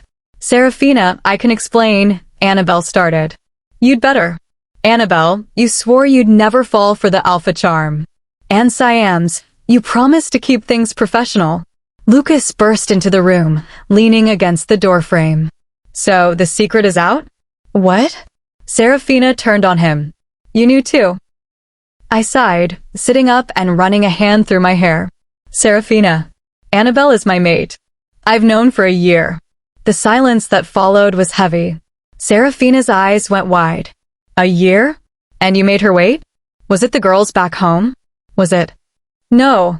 I cut her off. "I made her wait because of the hunters. I couldn't risk them finding out she was my greatest weakness while we were trying to protect you. I didn't want her in the crosshairs." Seraphina went silent, the weight of my choice sinking in. She looked at Annabelle, her expression a mix of hurt and guilt, then grabbed the car keys from the dresser and sprinted out. "Seraphina." I called, but she was already down the hall. A moment of normalcy. Lucas eventually brought her back, having convinced her that our choice was based on love and protection, not her burden.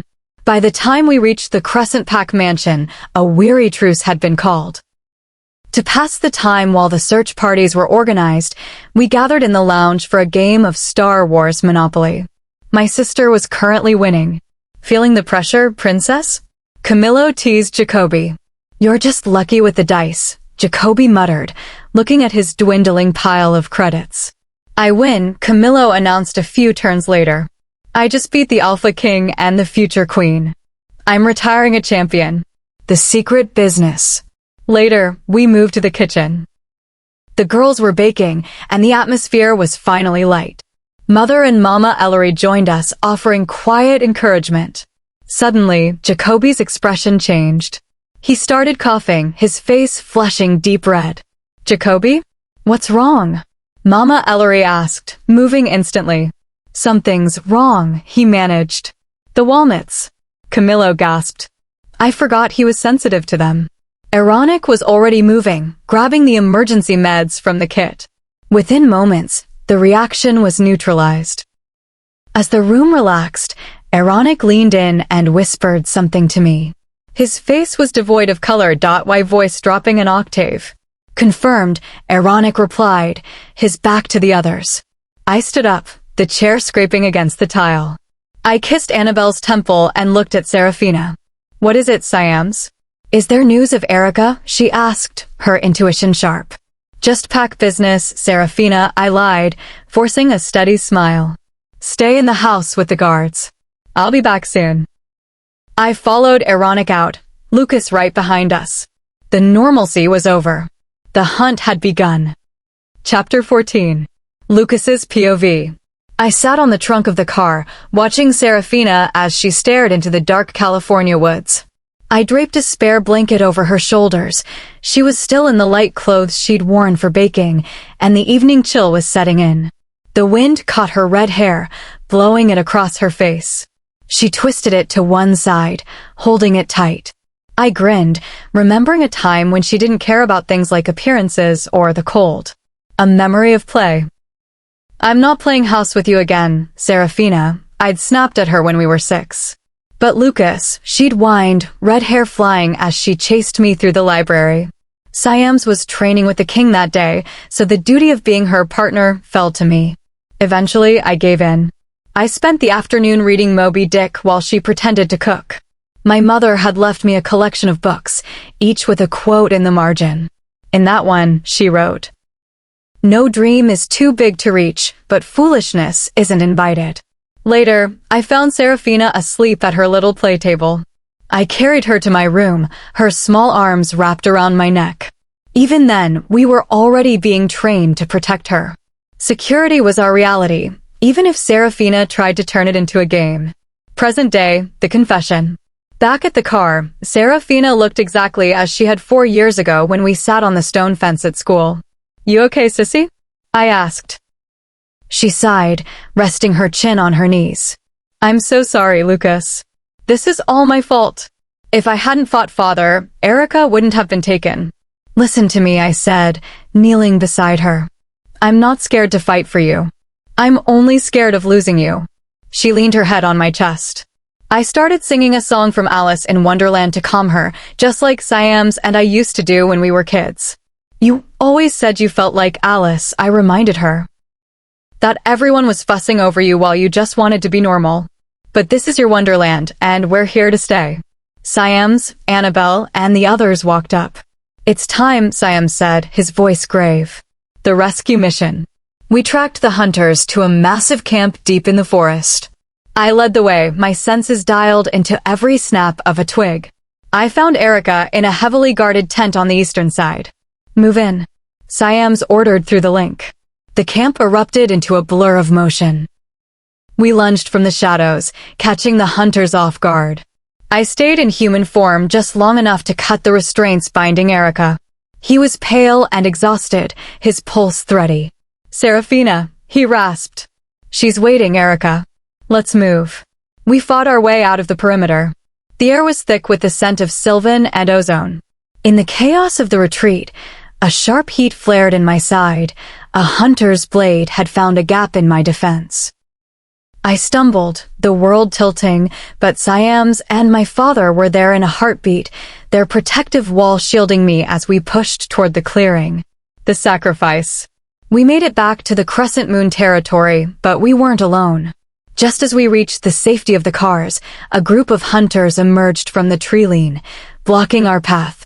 "We'll let the rest of you leave," the leader sneered, his tone chillingly calm. "But only if you give us the princess." "Never," Erica growled, pulling Seraphina behind him despite his exhaustion. A sharp impact echoed, and I felt the strength leave my legs as a strike found its mark. I hit the ground, watching as the hunters moved in. "Stop it," Seraphina screamed. She looked at all of us, at Erica, at Siams, at me struggling on the ground. "This has to stop. Everyone stay back." She used her Deity Command, a power so absolute it froze every shifter in the clearing. I felt the invisible weight of it pin me to the spot. "Take me," she told the hunters, her voice calm and terrifying. "Keep me alive and away from my kind. In return, you leave them alone. You never touch them again." "Seraphina, no," I whispered, but I couldn't even lift a hand.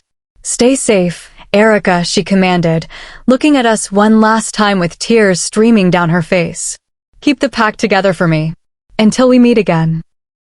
I watched, helpless and frozen, as the hunters led her into the darkness.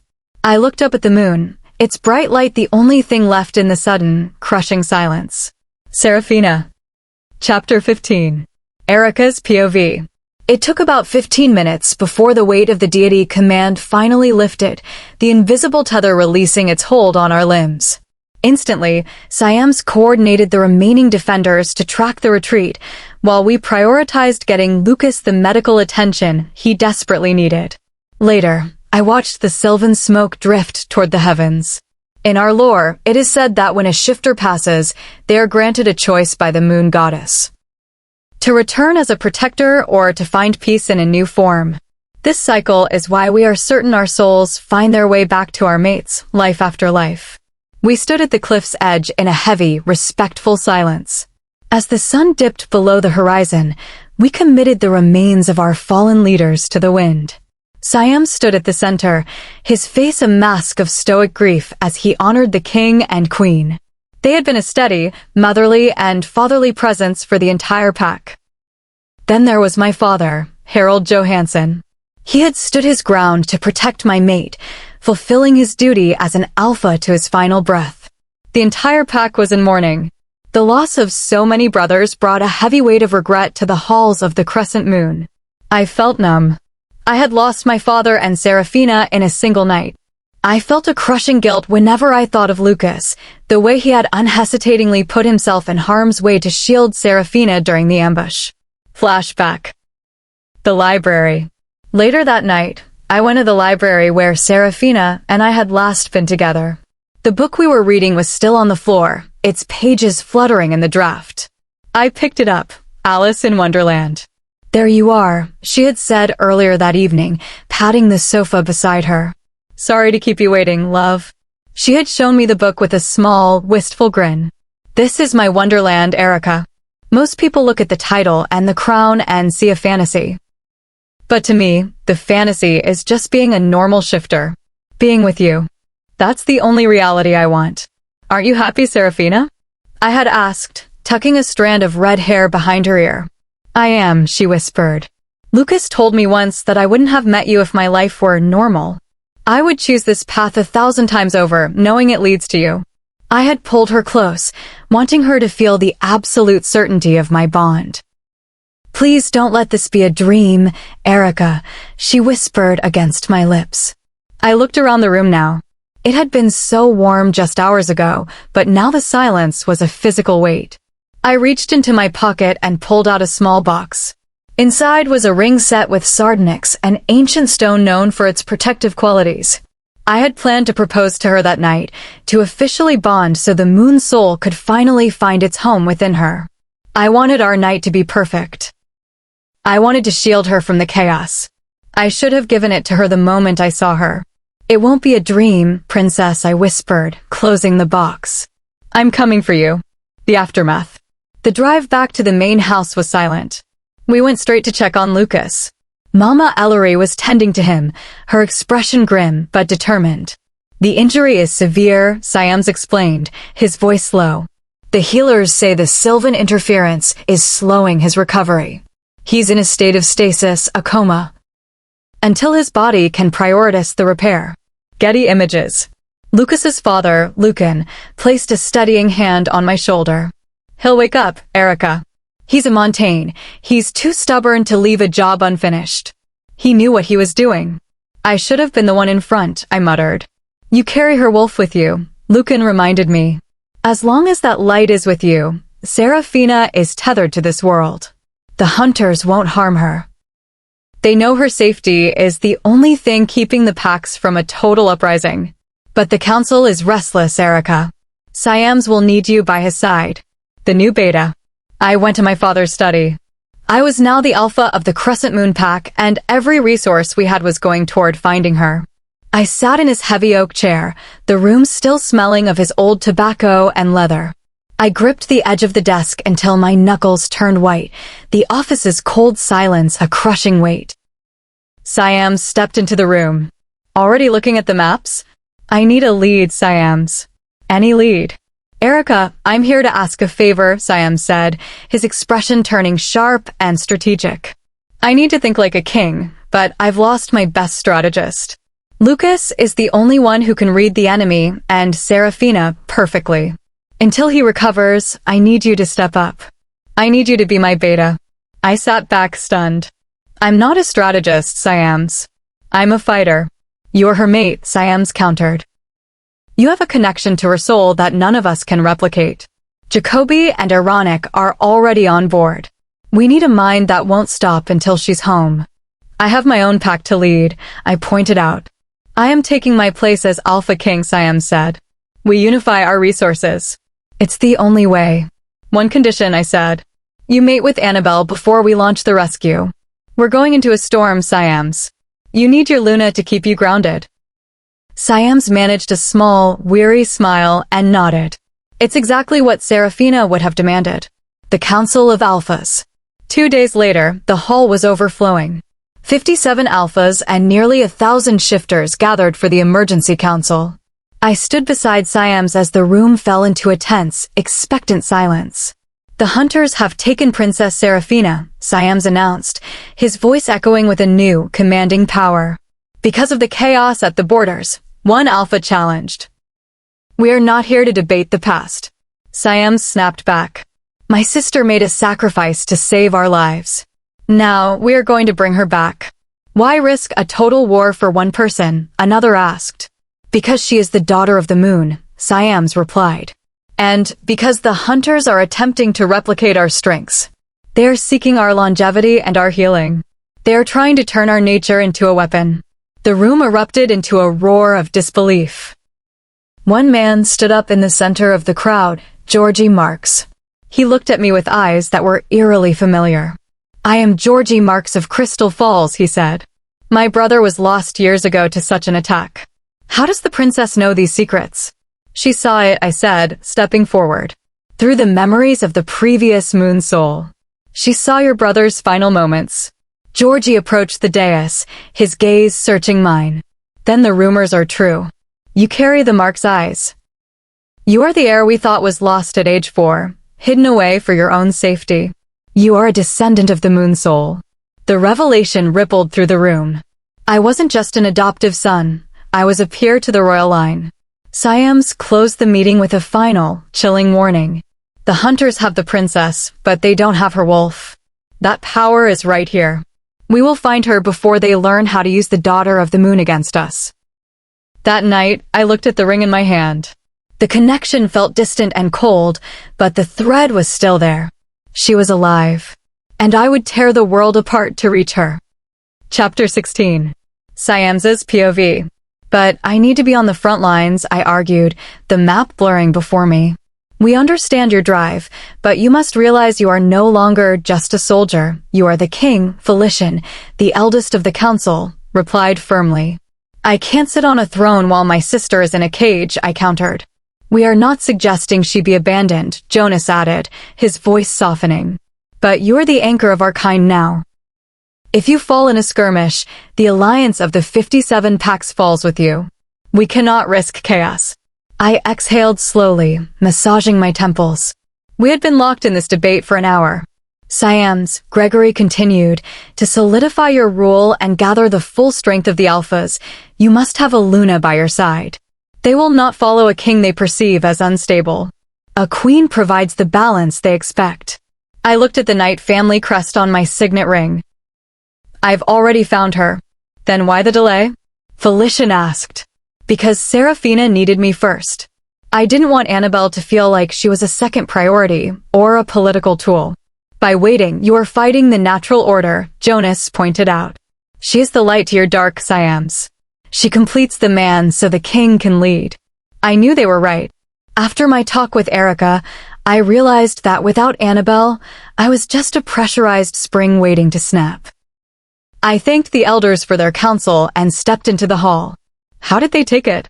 Erica asked, leaning against the wall with the other boys. I have their blessing, I said, a new clarity taking hold. And I'm making it official tonight. I've made her wait long enough. The proposal. I headed to my quarters and pulled a small wooden box from the back of my desk. Inside sat the gold band with the Knight family crest. The ring my father had given my mother when he claimed his place as king. I found Annabelle on the terrace of her room, her silhouette framed by the massive California moon. "You're supposed to be resting," she said, her voice a gentle tease without even turning around. "The king doesn't sleep," I replied, stepping up behind her and wrapping my arms around her waist. She leaned back into me, and for the first time all day, the tension in my shoulders vanished. "I missed you." "I was right here," she whispered, turning in my arms. "I'm tired of being right here, but worlds apart," I said, taking her hand. "Annabelle, when I asked you to wait a year ago, it was the hardest thing I've ever done. You've shown me more loyalty and love than I ever deserved. I made a promise to make you mine when the sun rose on my reign." I opened the box, the gold glinting in the moonlight. "Annabelle Sophia Carlton, you are my world and my strength. It would be my greatest honor if you would stand beside me as my queen. Will you marry me?" "Yes," she breathed, a radiant smile breaking through her weary expression. "1,000 times, yes." As I slid the ring onto her finger, the bond between us flared, a warm, golden assurance that we were exactly where we were meant to be. The Council of 12. The next morning, the atmosphere in the dining hall was electric. Annabelle's ring said everything that words couldn't. "Congratulations, Siams," Erica said, offering a firm handshake. "It's about time." By that afternoon, the news had galvanized the visiting alphas.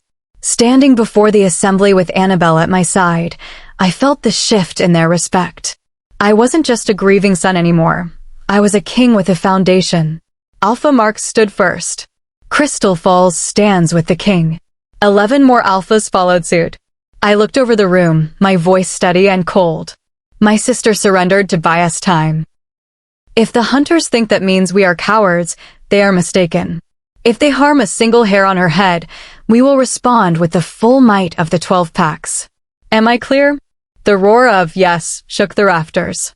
The unexpected messenger. Later that night, amidst a small celebration Camillo had organized, Kirkland, Erica's beta, approached us with a grim expression. "We caught a trespasser at the western border," he whispered. "She claims to have information from inside the hunter's perimeter." "A shifter?" I asked, my hand dropping to the hilt of my ceremonial dagger. "No," Kirkland replied. "She's human. She's in the infirmary now." We followed him to the medical wing. I took one look at the girl being tended to by Mama Ellery and realized why her scent was so confusing. She wasn't a soldier or a scout. She was a girl from the local human city, terrified and far from home, carrying secrets that could change everything. Chapter 16. Siams's POV. "But I need to be on the front lines," I argued, the map blurring before me. "We understand your drive, but you must realize you are no longer just a soldier. You are the king, Felician, the eldest of the council," replied firmly. "I can't sit on a throne while my sister is in a cage," I countered. "We are not suggesting she be abandoned," Jonas added, his voice softening. "But you're the anchor of our kind now. If you fall in a skirmish, the alliance of the 57 packs falls with you. We cannot risk chaos." I exhaled slowly, massaging my temples. We had been locked in this debate for an hour. "Siams," Gregory continued, "to solidify your rule and gather the full strength of the alphas, you must have a Luna by your side. They will not follow a king they perceive as unstable. A queen provides the balance they expect." I looked at the Knight family crest on my signet ring. "I've already found her." "Then why the delay?" Felician asked. "Because Seraphina needed me first. I didn't want Annabelle to feel like she was a second priority or a political tool. By waiting, you are fighting the natural order," Jonas pointed out. "She is the light to your dark, Siams. She completes the man so the king can lead." I knew they were right. After my talk with Erica, I realized that without Annabelle, I was just a pressurized spring waiting to snap. I thanked the elders for their counsel and stepped into the hall. "How did they take it?" Erica asked, leaning against the wall with the other boys. "I have their blessing," I said, a new clarity taking hold. "And I'm making it official tonight. I've made her wait long enough." The proposal. I headed to my quarters and pulled a small wooden box from the back of my desk. Inside sat the gold band with the Knight family crest. The ring my father had given my mother when he claimed his place as king. I found Annabelle on the terrace of her room, her silhouette framed by the massive California moon. "You're supposed to be resting," she said, her voice a gentle tease without even turning around. "The king doesn't sleep," I replied, stepping up behind her and wrapping my arms around her waist. She leaned back into me, and for the first time all day, the tension in my shoulders vanished. "I missed you."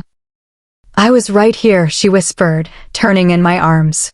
"I'm tired of being right here, but worlds apart," I said, taking her hand. "Annabelle, when I asked you to wait a year ago, it was the hardest thing I've ever done. You've shown me more loyalty and love than I ever deserved.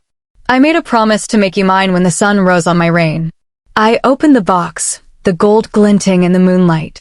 "Annabelle Sophia Carlton, you are my world and my strength. It would be my greatest honor if you would stand beside me as my queen. Will you marry me?" "Yes," she breathed, a radiant smile breaking through her weary expression. "1,000 times, yes." As I slid the ring onto her finger, the bond between us flared, a warm, golden assurance that we were exactly where we were meant to be. The Council of 12. The next morning, the atmosphere in the dining hall was electric. Annabelle's ring said everything that words couldn't. "Congratulations, Siams," Erica said, offering a firm handshake. "It's about time." By that afternoon, the news had galvanized the visiting alphas. Standing before the assembly with Annabelle at my side, I felt the shift in their respect. I wasn't just a grieving son anymore. I was a king with a foundation. Alpha Mark stood first. Crystal Falls stands with the king.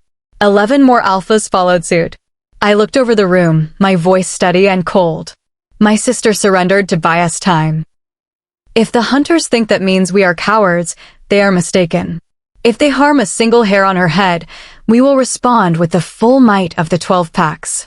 Am I clear? The roar of yes shook the rafters. The unexpected messenger. Later that night, amidst a small celebration, Camillo, a shifter, I asked, my hand dropping to the hilt of my ceremonial dagger. "No," Kirkland replied. "She's human.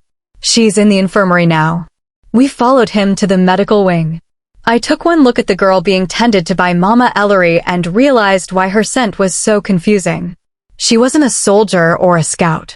She was a girl from the local human city, terrified and far from home, carrying secrets that could change everything. Chapter 17. Seraphina's POV. I felt the cold, hard metal underneath me as I tried to stir. Every inch of my body felt like lead. I opened my eyes and squinted against the harsh, industrial light hanging directly overhead. I tried to push myself up, but my hands slipped on the iron floor, and I collapsed back with a sharp intake of breath. I was inside a cage. A Sylvan one. The reality of my sacrifice crashed over me, and I pulled myself into a tight ball. The sound of clanging chains drew my eyes to my ankle. I was shackled to the floor. They were right. A voice drifted from the shadows. "You are quite the fighter. Do you want water?" Yes, I managed, my throat feeling like it was filled with sand. A man stepped into the light. His face was marked by jagged scars, deep lines running from his temple to his jawline. He held out a glass, but just as my fingers brushed the condensation, he let it go. It shattered against the Sylvan bars, water and glass spraying across the floor. The man let out a low, cold laugh. "Did you think there would be mercy here?" he sneered. I forced myself to stand, gripping the Sylvan bars despite the searing burn against my palms. "Are you so afraid of me that you need a cage and shadows to feel powerful?" He snarled and stepped closer. "These scars are a gift from your father," he spat. "He changed my life to save his own son. Now I'm taking his legacy." "You're the bait, princess. I don't care if they send alphas or rogues, I will have them all." He squatted, his eyes level with mine. "Word is your brother has already moved on. A week and a half since you disappeared, and he's already had his royal ceremony. It seems you aren't the priority you thought you were." "A week," I whispered, the time loss hitting me harder than the cold. "I've had to keep you sedated," he chuckled. "It's only a matter of time before the rest of them forget you too." He slammed the heavy door shut, plunging the basement into absolute darkness. I woke later to the shock of cold water. I was soaked and shivering uncontrollably. "You'll make her useless if she catches a fever," a younger, firmer voice snapped. A young man entered the room carrying a dry blanket and a tray. "Lower the lights," he ordered the guards. He wrapped the blanket around my shoulders and looked at me with an apologetic, weary expression. "I'm Ramus. My father's men are unrefined." "Your father?" I shivered. "He blames my family for everything." "My father is blinded by the past," Ram said quietly, handing me a bowl of soup. "I'm a pre-med student. I didn't realize what he was doing down here until today." "I'm not your enemy, Seraphina. I'm just trying to keep the peace." He led me upstairs to a room where a television was playing a loop of news and footage from the territory. My heart stopped as I saw Siams and Annabelle. They were exchanging rings in a beautiful, somber ceremony. They were mated. They were safe. The scarred man returned, leaning against the doorframe. "See? While you're out here, they've already filled the void you left. They've moved on to their own happiness." "Stop it," I shouted. The air in the room suddenly felt electric, and the television screen shattered inward, glass spraying the carpet. The man lunged at me, his face twisted in a snarl. "You do have the spark." He shoved me back with enough force to send me crashing into the floor, a sharp pain erupting in my shoulder as I hit the hardwood. I gasped for air, the world blurring as he loomed over me. Ram stepped between us. "That's enough." He picked me up, ignoring his father's glare, and carried me to a guest room. He worked with professional efficiency to tend to my shoulder, his touch surprisingly gentle. As the pain subsided into a dull throb, I found myself humming the lullaby Lucas used to sing to me, a tiny tether to a home that felt thousands of miles away. The next time I woke, the room was filled with soft, mountain light. Ram was sitting in a chair nearby, reading a textbook. "You've been out for a few days," he said. "I've removed the restraints. You need to focus on recovery, Seraphina. You won't get far if you're weak." "Thank you, Ram," I whispered. That night, sleep brought me a different kind of light. I was back in the library at home, and Lucas was sitting at the foot of the sofa. "Lucas? Am I dreaming?" "We're both dreaming, sissy," he said, his voice echoing as if from underwater. "I'm still in stasis back home, but I can find you here." He looked at me with a sudden, sharp intensity. "Ram is kind, but don't let the comfort of that room fool you. You don't belong in a cage, no matter how gilded it is. Erica is coming. Keep your fire burning." "Lucas, wait." I reached for him, but the library dissolved into mist. I sat up in the blue room, gasping. I was alone, but the weight of Lucas's warning remained. I have to get out, I thought, looking toward the mountains. I'm coming home. Chapter 19. 2 months. 2 months of a gilded, sylvan-lined hell. I sat in the middle of Ramus's room, staring at the pages of a medical textbook without seeing the words. It had been a month since he had moved me from the basement to this corner of the estate. Now, I was permitted to walk through the garden under heavy guard, provided I wore a sylvan cuff to dampen my connection to the moon. My physical wounds had finally closed, the last traces of the ambush mended by the moon drop during the previous full moon. I looked out the window. A bird was building a nest on a precarious branch. I frowned. Why build a home in a place defined by such shadows? The door opened, and Ram entered with a man in a professional suit. "Seraphina, this is Dr. Charlie. He's a specialist. He's here to help you process everything." I didn't blink. I didn't move. "I'm a colleague of Ram's," the doctor said, offering a practiced, gentle smile. "He's worried about you, Seraphina. He thinks the trauma has locked you inside yourself." I looked at Ram, who wore that same apologetic expression he'd had for weeks. I didn't need a doctor. I needed my pack. The doctor moved closer, reaching for a light to check my vitals. I crossed my arms and tightened my jaw. "Not today." "Seraphina, please," Ram whispered. "You're scaring me." I gave him a sharp, warning glare before retreating to the bed and burying my face in the pillow. It was my version of Lucas's advice. Keep fighting, even if the battlefield is silent. Since I couldn't break these walls, I had chosen silence as my fortress. Flashback, the price of defiance. 1 week ago, The man they called Scar, Franklin, had burst into the room with his guards. "Time for a reality check, princess," Franklin sneered. He didn't wait for an answer. His guards grabbed my arms, dragging me toward the window that overlooked the rear courtyard. I looked down and felt my heart drop into my stomach. 3 men were kneeling in the dirt, bound in sylvan chains. I recognized the lead guard instantly, Jimmy, my father's most loyal defender.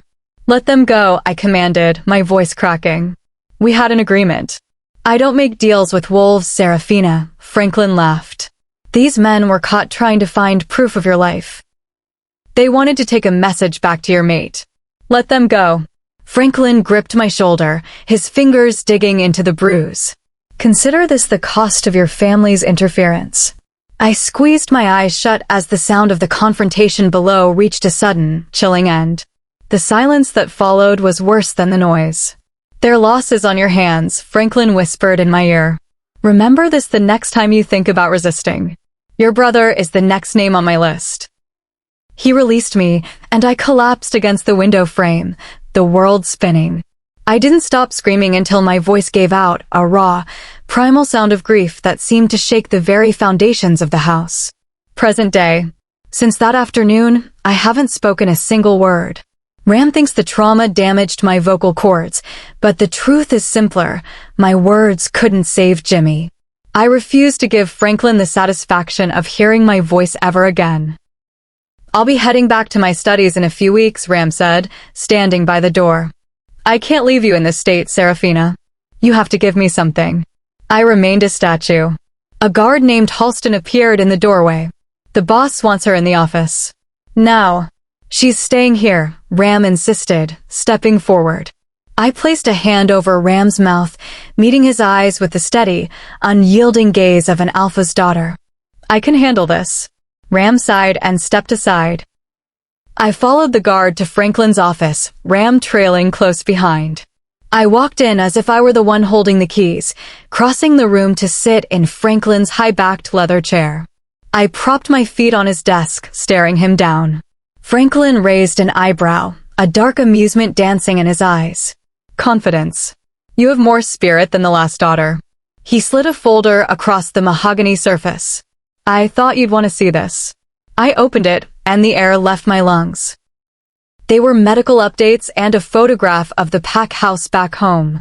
Siams and Annabelle were surrounded by the group, looking tired but joyful. "In 2 months, the night line continues," Franklin said, taking a slow sip of his drink. "A new heir. A few lost guards are a small price to pay for their safety, wouldn't you agree?" I stared at the photo, my eyes lingering on Erica. He was standing in the background, a deep, haunting melancholy etched into his features. He looked like a man living in a world without sun. "So, here is the new deal, Seraphina," Franklin said, leaning in. "You play the role of the dutiful princess.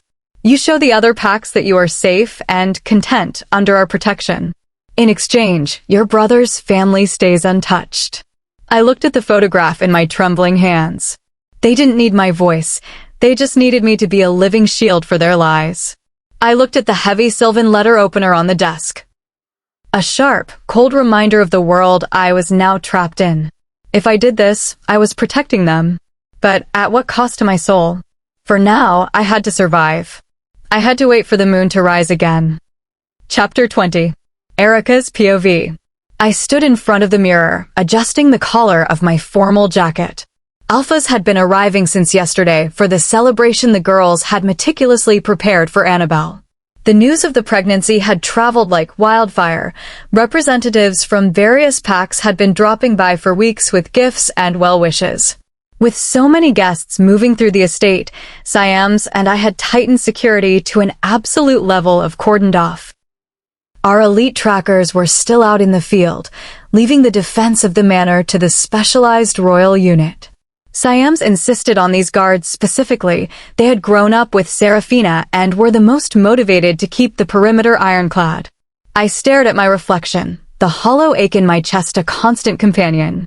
I hoped she would be home for this. I hoped she'd walk through those doors and make some witty comment about the decorations. "Erica," Josette's voice was a soft, steadying presence in my mind. "Focus on the present. This is for Annabelle and Siams. Don't let the shadows cloud their joy. I know, I thought back, taking a breath. But the silence is getting louder. Flashback, a moment of light. I remembered the sheer explosion of joy when Siams first broke the news to the inner circle. He had twirled Annabelle around the office, his laughter echoing off the stone walls in a way we hadn't heard since before the ambush. This calls for a celebration. Uncle Lucan had declared, already reaching for the guest list. Annabelle had originally hesitated, citing the unresolved business of the search, but the group wouldn't hear of it. This is the firstborn of the new king, I had reminded her gently. The pack needs a reason to hope, Annabelle. It's been too long since we celebrated a beginning. For a few hours that day, the heavy maps and tactical reports were pushed aside. Even as we joked, however, the reality of the search hummed in the background. It had been 2 months.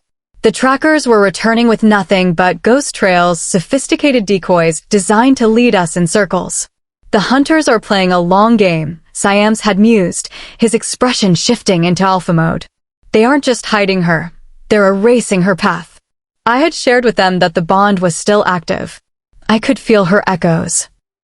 Ripples of worry, flashes of pride, and a lingering, quiet calm. It was the only thing keeping me upright. Present day, the party.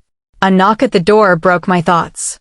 Jacoby stepped in, looking uncharacteristically somber in his formal attire. I don't know how you're keeping it together, man, he said, leaning against the doorframe. I miss her as a friend, but being her mate. I can't imagine the weight of that silence. We ended up talking about Camillo. Jacoby was clearly falling hard, but was terrified of the timing. Mating during a war? Bringing a kid into this mess? He shook his head. Seraphina would tell you that the mess is exactly why you need a partner, I told him. He managed a weak grin, but didn't argue. Camillo eventually dragged us down to the ballroom.